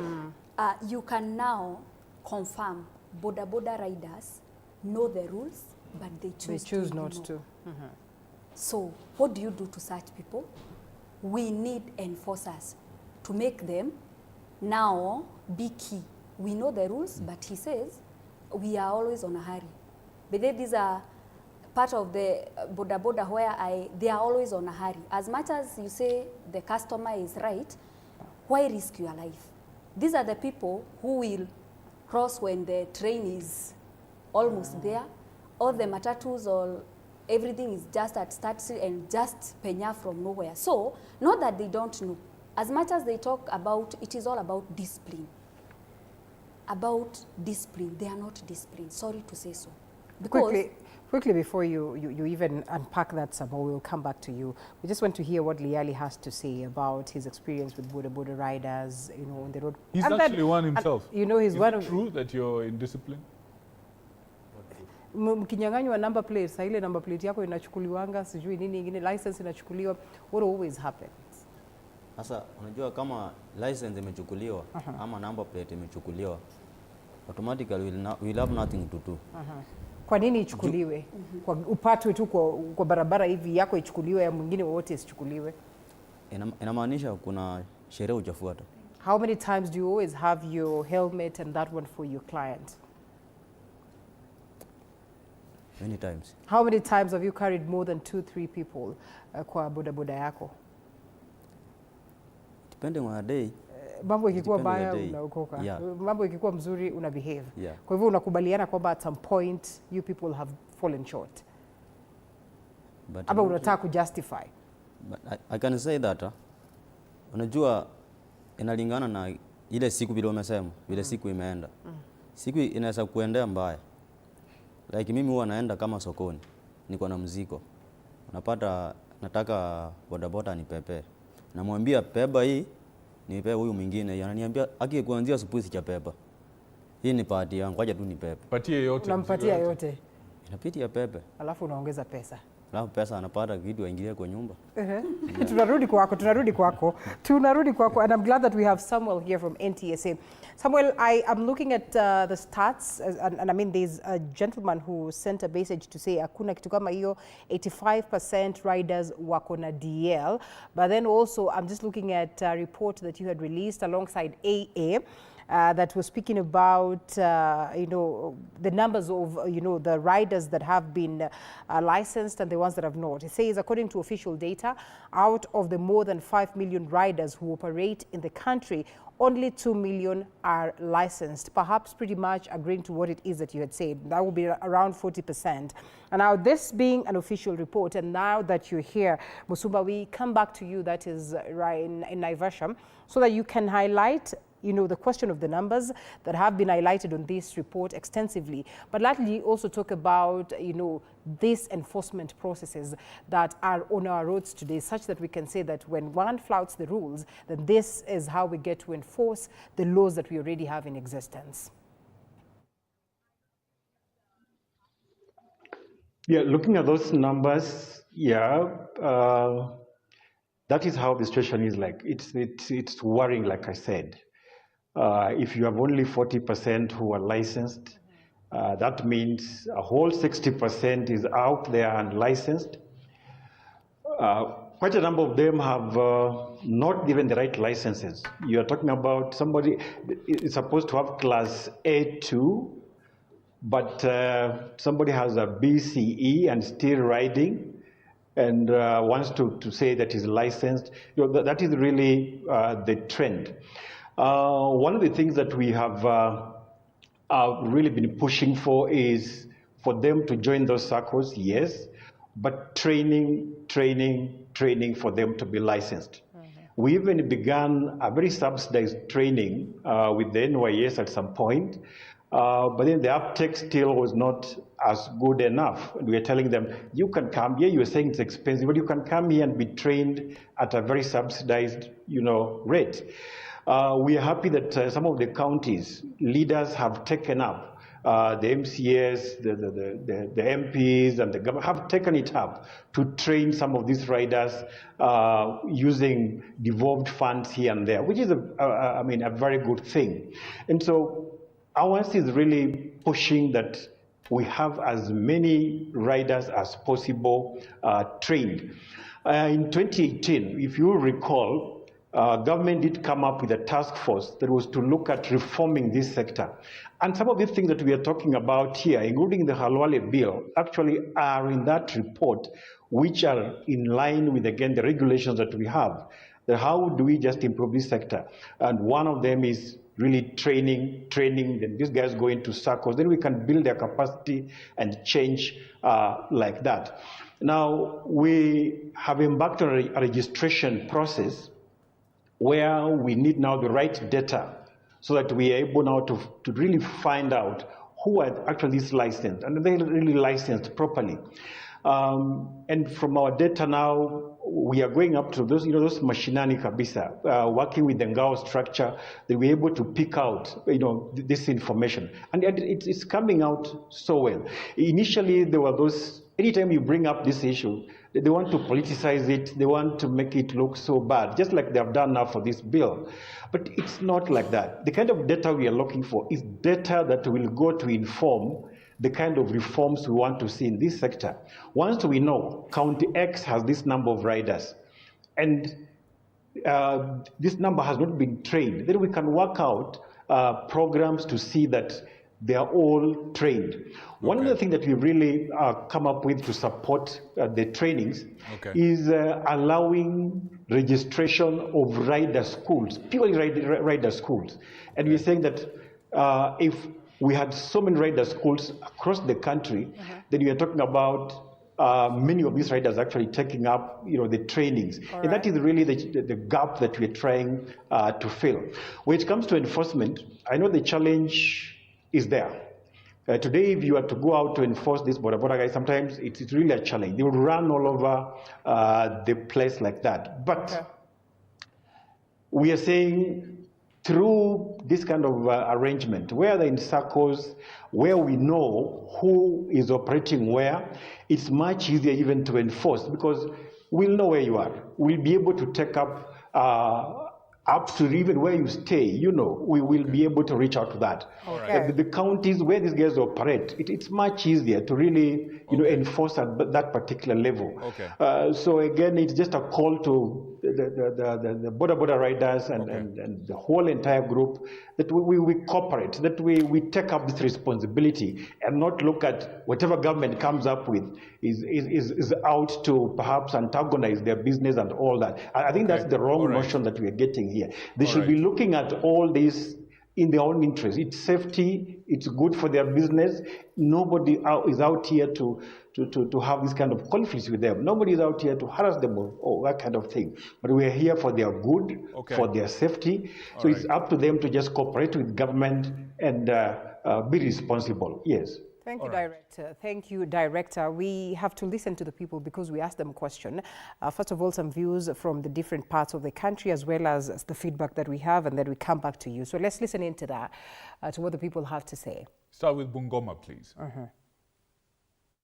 Unajua Halwale ni watu ambayo wamefika katika bunge huko juu na wamekula au wameshiba, wanafikiria wananchi pia wa chini wameshiba.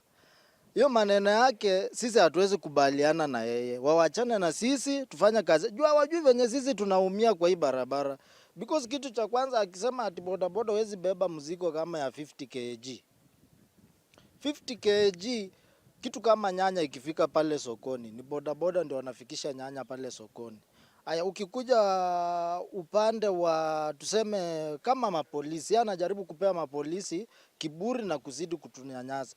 Because unaweza pata tu polisi anaharasi tu mtu wa bodaboda bila makosa. Mtu kama huyo, mbona nyinyi kama bodaboda sekta yetu tusikuje pamoja tutetee ule mtu wetu mwenye polisi ameharasi? Ukikuja upande wa magari, hao watu wa magari pesa zingine wako na madharau. Kwa maoni yangu kulingana na mambo ya Khalwale hiyo, kuna penye nakubaliana naye na kuna penye sikubaliana naye. Si bodaboda wote wenye ni wakorofi. Kuna wale wenzetu wengine wenye ni wakorofi kidogo, lakini sisi wanga tunafanya kazi. Sasa kama anasema hauwezi ukabeba mtu na ukabeba na 50 kg. 50 kg ni kamzigo kenye kameundiwa hiyo keria hapo nyuma. Unaona keria pale nyuma.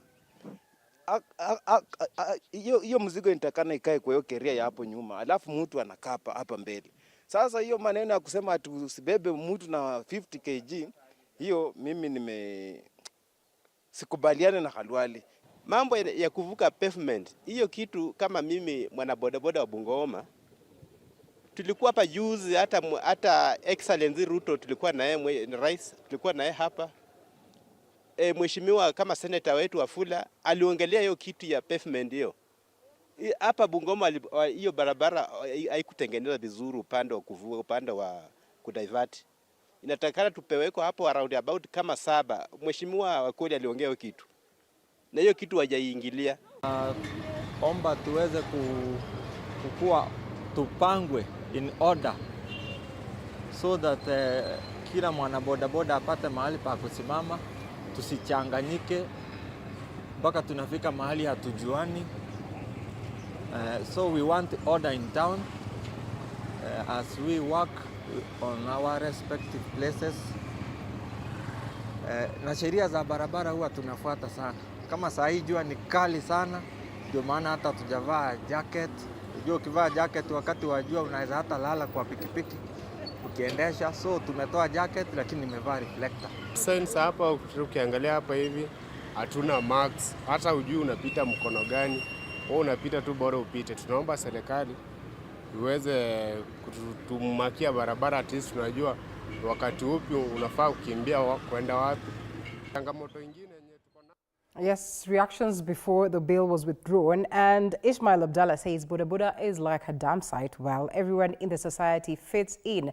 The government has really failed the leadership. There is no way we can enforce the existing rules by ourselves without the help of the government. He goes ahead to say Halwale can be right in some of the points, but the bill lacked public participation for some of the punitive laws he is trying to push for us. And then Zachary here says they should be regulated because of the question of insecurity and misbehaving. Gero Mriksa says they should be regulated to maintain security across the country. Wanjawa Wanjiro says, sorry to say, but these rules will not be beneficial to the rider, but to the police. And then Boni Mstaafu anauliza, regulated why? Victor Muyakane. All right, regulated why? Let's bring in David for a second. Kuna mambo fulani hapa. Talk to us a little bit about how you're able to, what lessons they can, perhaps these SACCOs can learn from the Private Bikers Association. What are you doing different that creates compliance to laws among your members, that creates awareness of safety and creates discipline on the roads? Let's go na to... si mambo ya pesa. Si mambo na pesa. In fact, let me correct you. We have people who have boxers, 150cc kama yenu tu, starting level. And they do not behave like the boda bodas because they are private bikers. If I know I'm driving to work or I'm in a matatu and I'll have to leave the house at 6 a.m. to be in the office by 8. But if I'm riding, even if I leave at 7 a.m. and I will then split, I'll still be in the office by 8. But for him, as he said, ni biashara. So anataka kwenda haraka, arudi haraka. So if it's in comparison, we will compare the boda bodas with the matatus. So the mayhem we see on the road with the matatus is what we see with the boda bodas. The private bikers are just like the car owners. They have discipline. Overlapping is not very common. But now, when it comes to training, there is affordable training. We have our trainers, and we keep being retrained. I've been riding for over 15 years, but I still go for training. Adventure, advanced training. And since we have the numbers, we get a subsidized rate from our trainers. It can be like 1,000 bob. Sorry, pick a day in a month, and you get your 20 riders. They go for a refresher course. So is that something, just on that point, if you may, please, Mr. Patrick, that's something your members can do, your SACCO in Kibra. I believe even Ismail Abdallah is one of your members, he's saying. So they're saying, can we borrow something from there where the riders come together and the cost is subsidized? Because if it's 20 riders at 1,000 bob, imagine if it's 500 riders. And even the report speaks of what it would take for them to get licenses, because they complain about the prices, 8,000 and all that and everything that is needed. It goes ahead to say it will offer Boda Boda riders an opportunity to get licensed at 100 shillings every day for 61 days. We've been doing that with the Red Cross, we at Kibera SACCO. Okay. So we've been training our riders on safety through Red Cross. So it's something we've been doing. But we need support from other stakeholders so that we can have that building capacity through SACCOs. You know, the government initiated that for every border to do his own business should be in a SACCO. But that enactment of the law, haijawahi kuwa implemented. So we need people who can support us, who can help us and mentor us, so that hawa watu wajue kuna umuhimu wa trainings. All right. So that we can be safety on roads. Okay. We in Kibera, we do move on with our normal businesses. We carry 2 helmets, but ukikutana na customer hataki kuvaa. Hygiene. Hygiene. Nasema we cannot share these helmets. Unapatia huyu, unanipatia huyu. Reflectors the same. There's no time to wearing these reflectors. You carry on daily basis. How long does it take for someone to put on a reflector? Surely, how many seconds? The clients now, they deal with clients. Or kama mtu ambaye pikipiki ni yake. Also, you see, also as a rider, you can insist on... We normally insist, but now when you start arguing with the client, he moves on. Anaenda kupanda mwingine mwenye hataki kuvaa. So what if... And Rwanda seems to be working so well. Okay, yes. If all the borders at that stage say, kama uvai helmet, ama uvai reflector, sikubebi, you go to the next one, it's the same. It will just take a time. It will just take some couple of weeks or months. And people will be like, hey, huyo boda, he insists my safety first. Ile siku wanaanguka, wanakimbia hospitali kujaza kitabu, he'll be like, I wish I had taken the other one. That's all that it takes. Change one person at a time. Okay, you are making a few points. If let me just give you a couple of minutes to make. What are 2 other things you think your team does well that can be adopted by the Boda circles? We also, before we move to Melania, we have things called group rides, where we'll ride out of Nairobi, go and have lunch somewhere, then we dissect and say this ride was like this, safety was not adhered to here, you're overtaking on the wrong side of the road. So we keep mentoring the new riders. You'll ride with us for like 2 or 3 rides. By the time you're on the 4th ride, you already grasp that knowledge, and you know now next time, even if I'm alone, I need to do this. So being your brother's keeper. There's the whole overtaking mentality,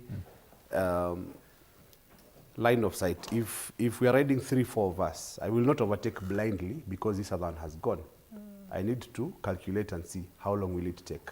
And another thing with the private bikers, we always told that everyone around you is mad, insane. You're the only sane person, so watch out. Anyone can do anything at any time. Someone can cross the road, a car can decide, let me just indicate here. You've seen incidents where, on Ngong Road, we have the lane for the bikes. So you can be riding on the bike lane, and a driver will decide to just turn left without checking if there's a bike. He'll forget there's a bike lane. So we are always cautious in our braking distance. How long will it take before I stop somewhere? All right. Yeah. So I want to give you 30 seconds. If you had to change one thing, what would it be? Sort of like a parting shot. If you had powers to change one thing, what would that be? If I had powers to change one thing in the country, is, okay, can I talk about 2 things first? One, NTSA needs to differentiate. When these laws are being made, we need to differentiate the private bikers and the borders. When they're creating laws and bylaws, can they differentiate and know that these are private bikers, this is a commercial rider?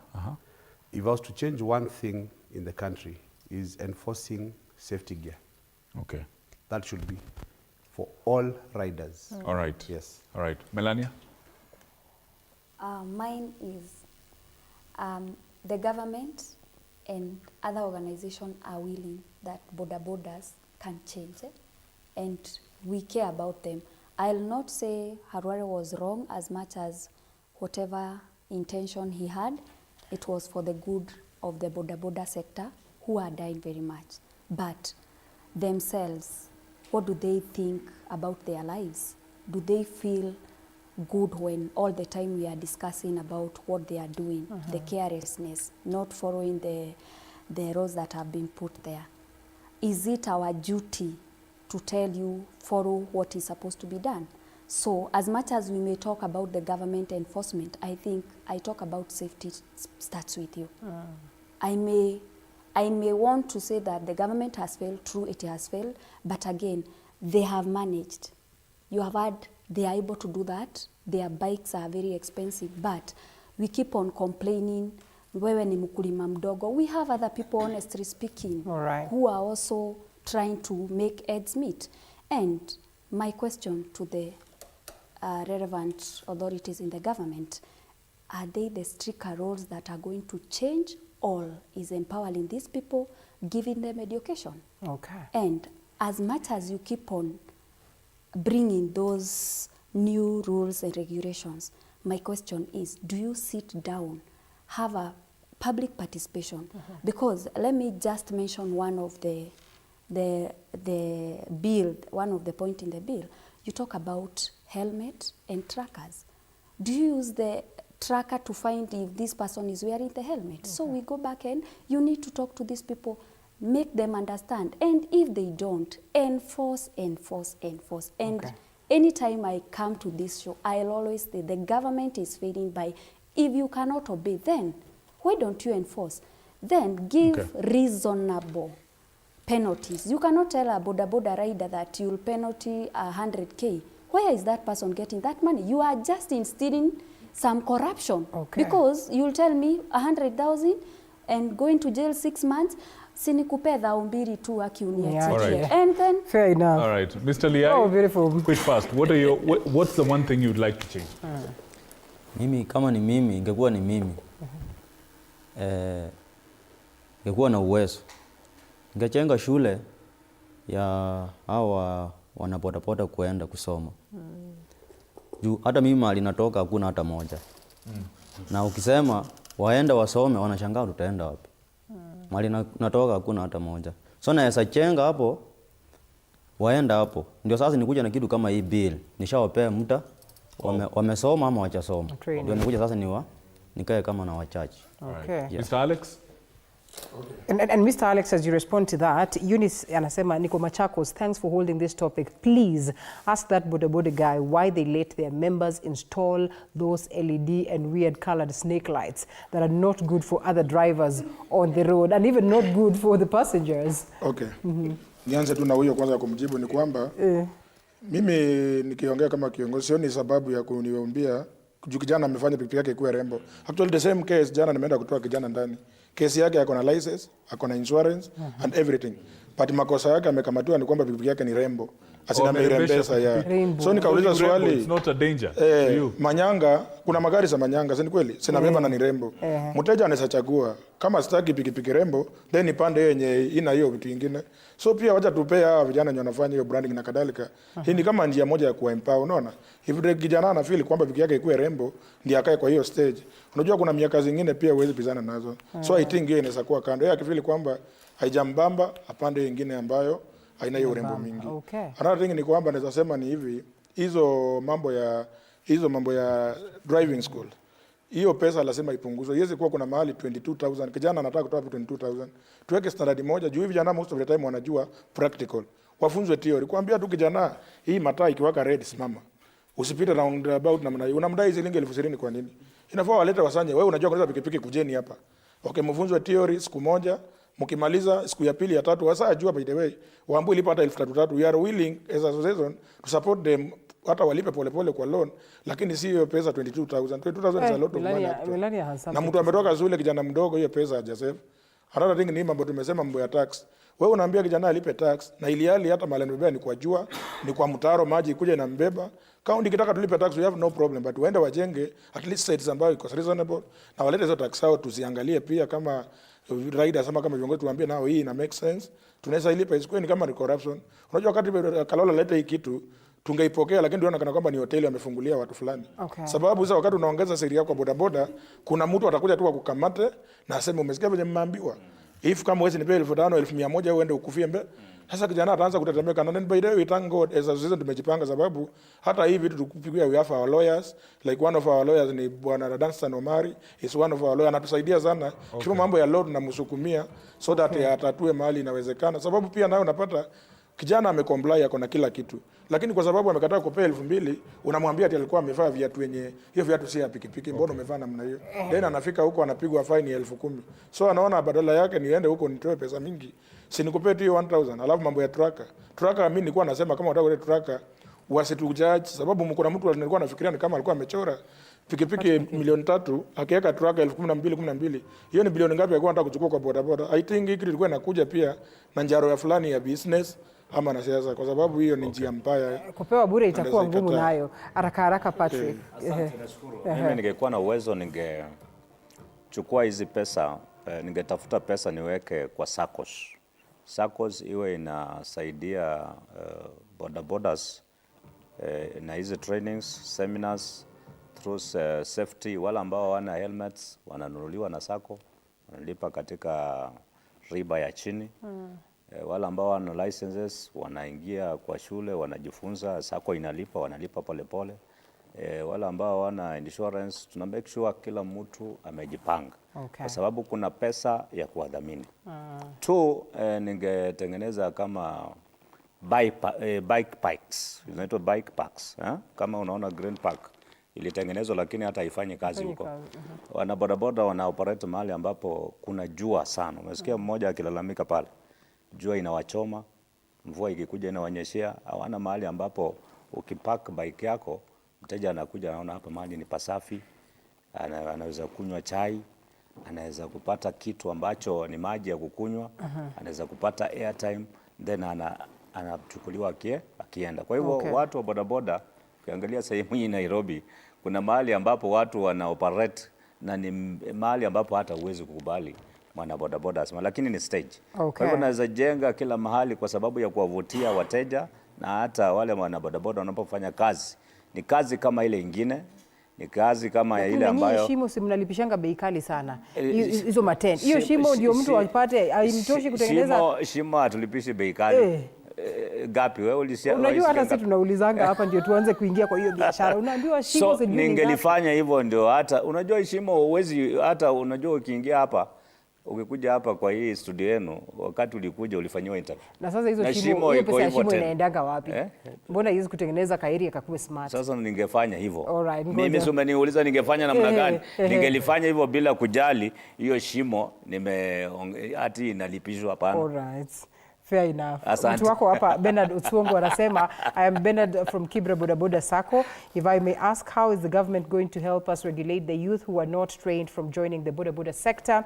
Daniel Busiri naye anasema, about helmet, it will be better for a customer who wants to take a motorcycle to carry his or her own hygiene reasons purposes. Melania, we can only afford you 10 seconds before we go to Naivasha. 10 seconds, or you're okay. All right, we cross over to Samuel, Programs Director, NTSA, as you respond to Otswongo on what government can do in terms of making sure that they do these regulations on those ones that are not trained, and your parting shots.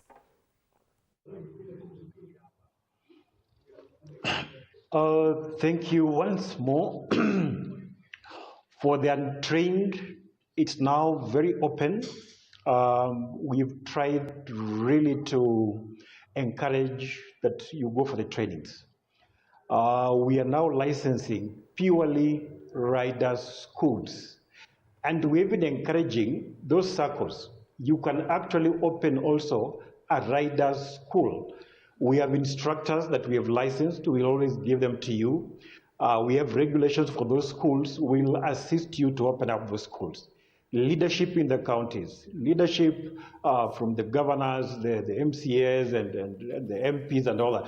Please help to open up these schools, help to take these guys to trainings. And if you look at even the licenses, not so expensive. I mean, these guys can afford malipo ya polepole. They are doing malipo ya polepole for these bikes. You realize somebody has bought a bike over 350,000 or plus. Through malipo ya polepole. Why won't you do that even for your training, which is your safety, at the end of the day? Now, my parting shot, and I want to look at the faces of all the speakers who have been here and the riders out there. I've been with these guys for a long time. Really, most of these guys know me a lot. The wards are bleeding. If you look at the numbers that we have of your fellow brothers who are in those wards, they are bleeding. The numbers that we have registered last year of the deaths, over almost 2,000 deaths because of the border rowdiness and just flouting the rules, it is just too much for us to bear. If there's one thing that I would love to see changed, is to reverse these numbers. If there's one thing that I would really love to see, is the reduction of these numbers. If there's a year we can report nil, my goodness, I think I will peacefully rest. And how do we get there? It is these steps that we are talking about here. The drafters of these regulations, if you read the 2015 regulations, there's nothing to punish you. It's all for your safety and safety of your business. And if you didn't know, safety and profits go together like this. Safety and business go together like this. The business people who have been able to understand this are doing their businesses very well. So if you invest in safety, you are safe yourself, your bike is safe. At the end of the day, hata biashara yako inanoga, inakuwa sawa kabisa. Hautafanya biashara ukiwa katika ward kwa sababu ya kutovaa ile helmet, hautafanya biashara if you'll be in that grave. So really my parting shot is, let us embrace this change. Change is here with us. And interestingly, from the speakers you can hear, they're actually, and the questions, they understand these things. They know all these things. So really it's a matter of, let's embrace this. Hizo helmets tutumie. It's not rocket science here. Tutie hizi sheria, let us take up the circles, tuingie katika circles hizi, tuingie katika trainings, let us be licensed well. And that is what the government wants for you. Government means well for each and everyone in that sector. Thank you. If only they can take up this. We mean well for you. We appreciate, thank you so much, Samuel Musumba, Programs Director, NTSA, joining us live from Naivasha. We appreciate that you could find time for this important conversation. Asante sana. Another gentleman who was watching us and as well as contributing virtually, Ismail Abdallah, who is the Kenya Boda Boda Association Secretary, Nairobi County. And a special thanks to Chair here, Alex Kulema, National Executive Head of Boda Boda Welfare, Asante Sana, for the great insights, as well as Patrick Mulusa, Chairperson Kibra Boda Boda Sacco, Asante Sana, and right behind David Mbaya, of course, Trustee, Private Bikers Association of Kenya, Asante Sana, not forgetting Melania Thwita, expert Parkside Road Safety Awareness, tunashukuru sana. Last but not least, Jackton Lusaba Liai, entrepreneur, Asante Sana for the insights that you've accorded to us, and you back at home as well for contributing immensely on today's conversation. My name is Linda Alela. It was great having you. I look forward to see you again on Tuesday, where we get to discuss even better conversations that revolve around our very own interests as a people. All right, my name is Victor Muyakane. I wish you a good night full of God's blessings, and please stay safe on the roads. Like David said, every other person is mad. So you try to be the sane person on the road. Thank you very much for choosing us to inform you this evening. Good night. God bless. And thank you so much. Special thanks to the team, as well as Catherine Simaloi, our sign language interpreter, and of course the director, the cameraman, and not forgetting the editorial team that worked on the stories, the graphics team, and the digital team. Asante Sana. We look forward to see you again. Asante. Thank you.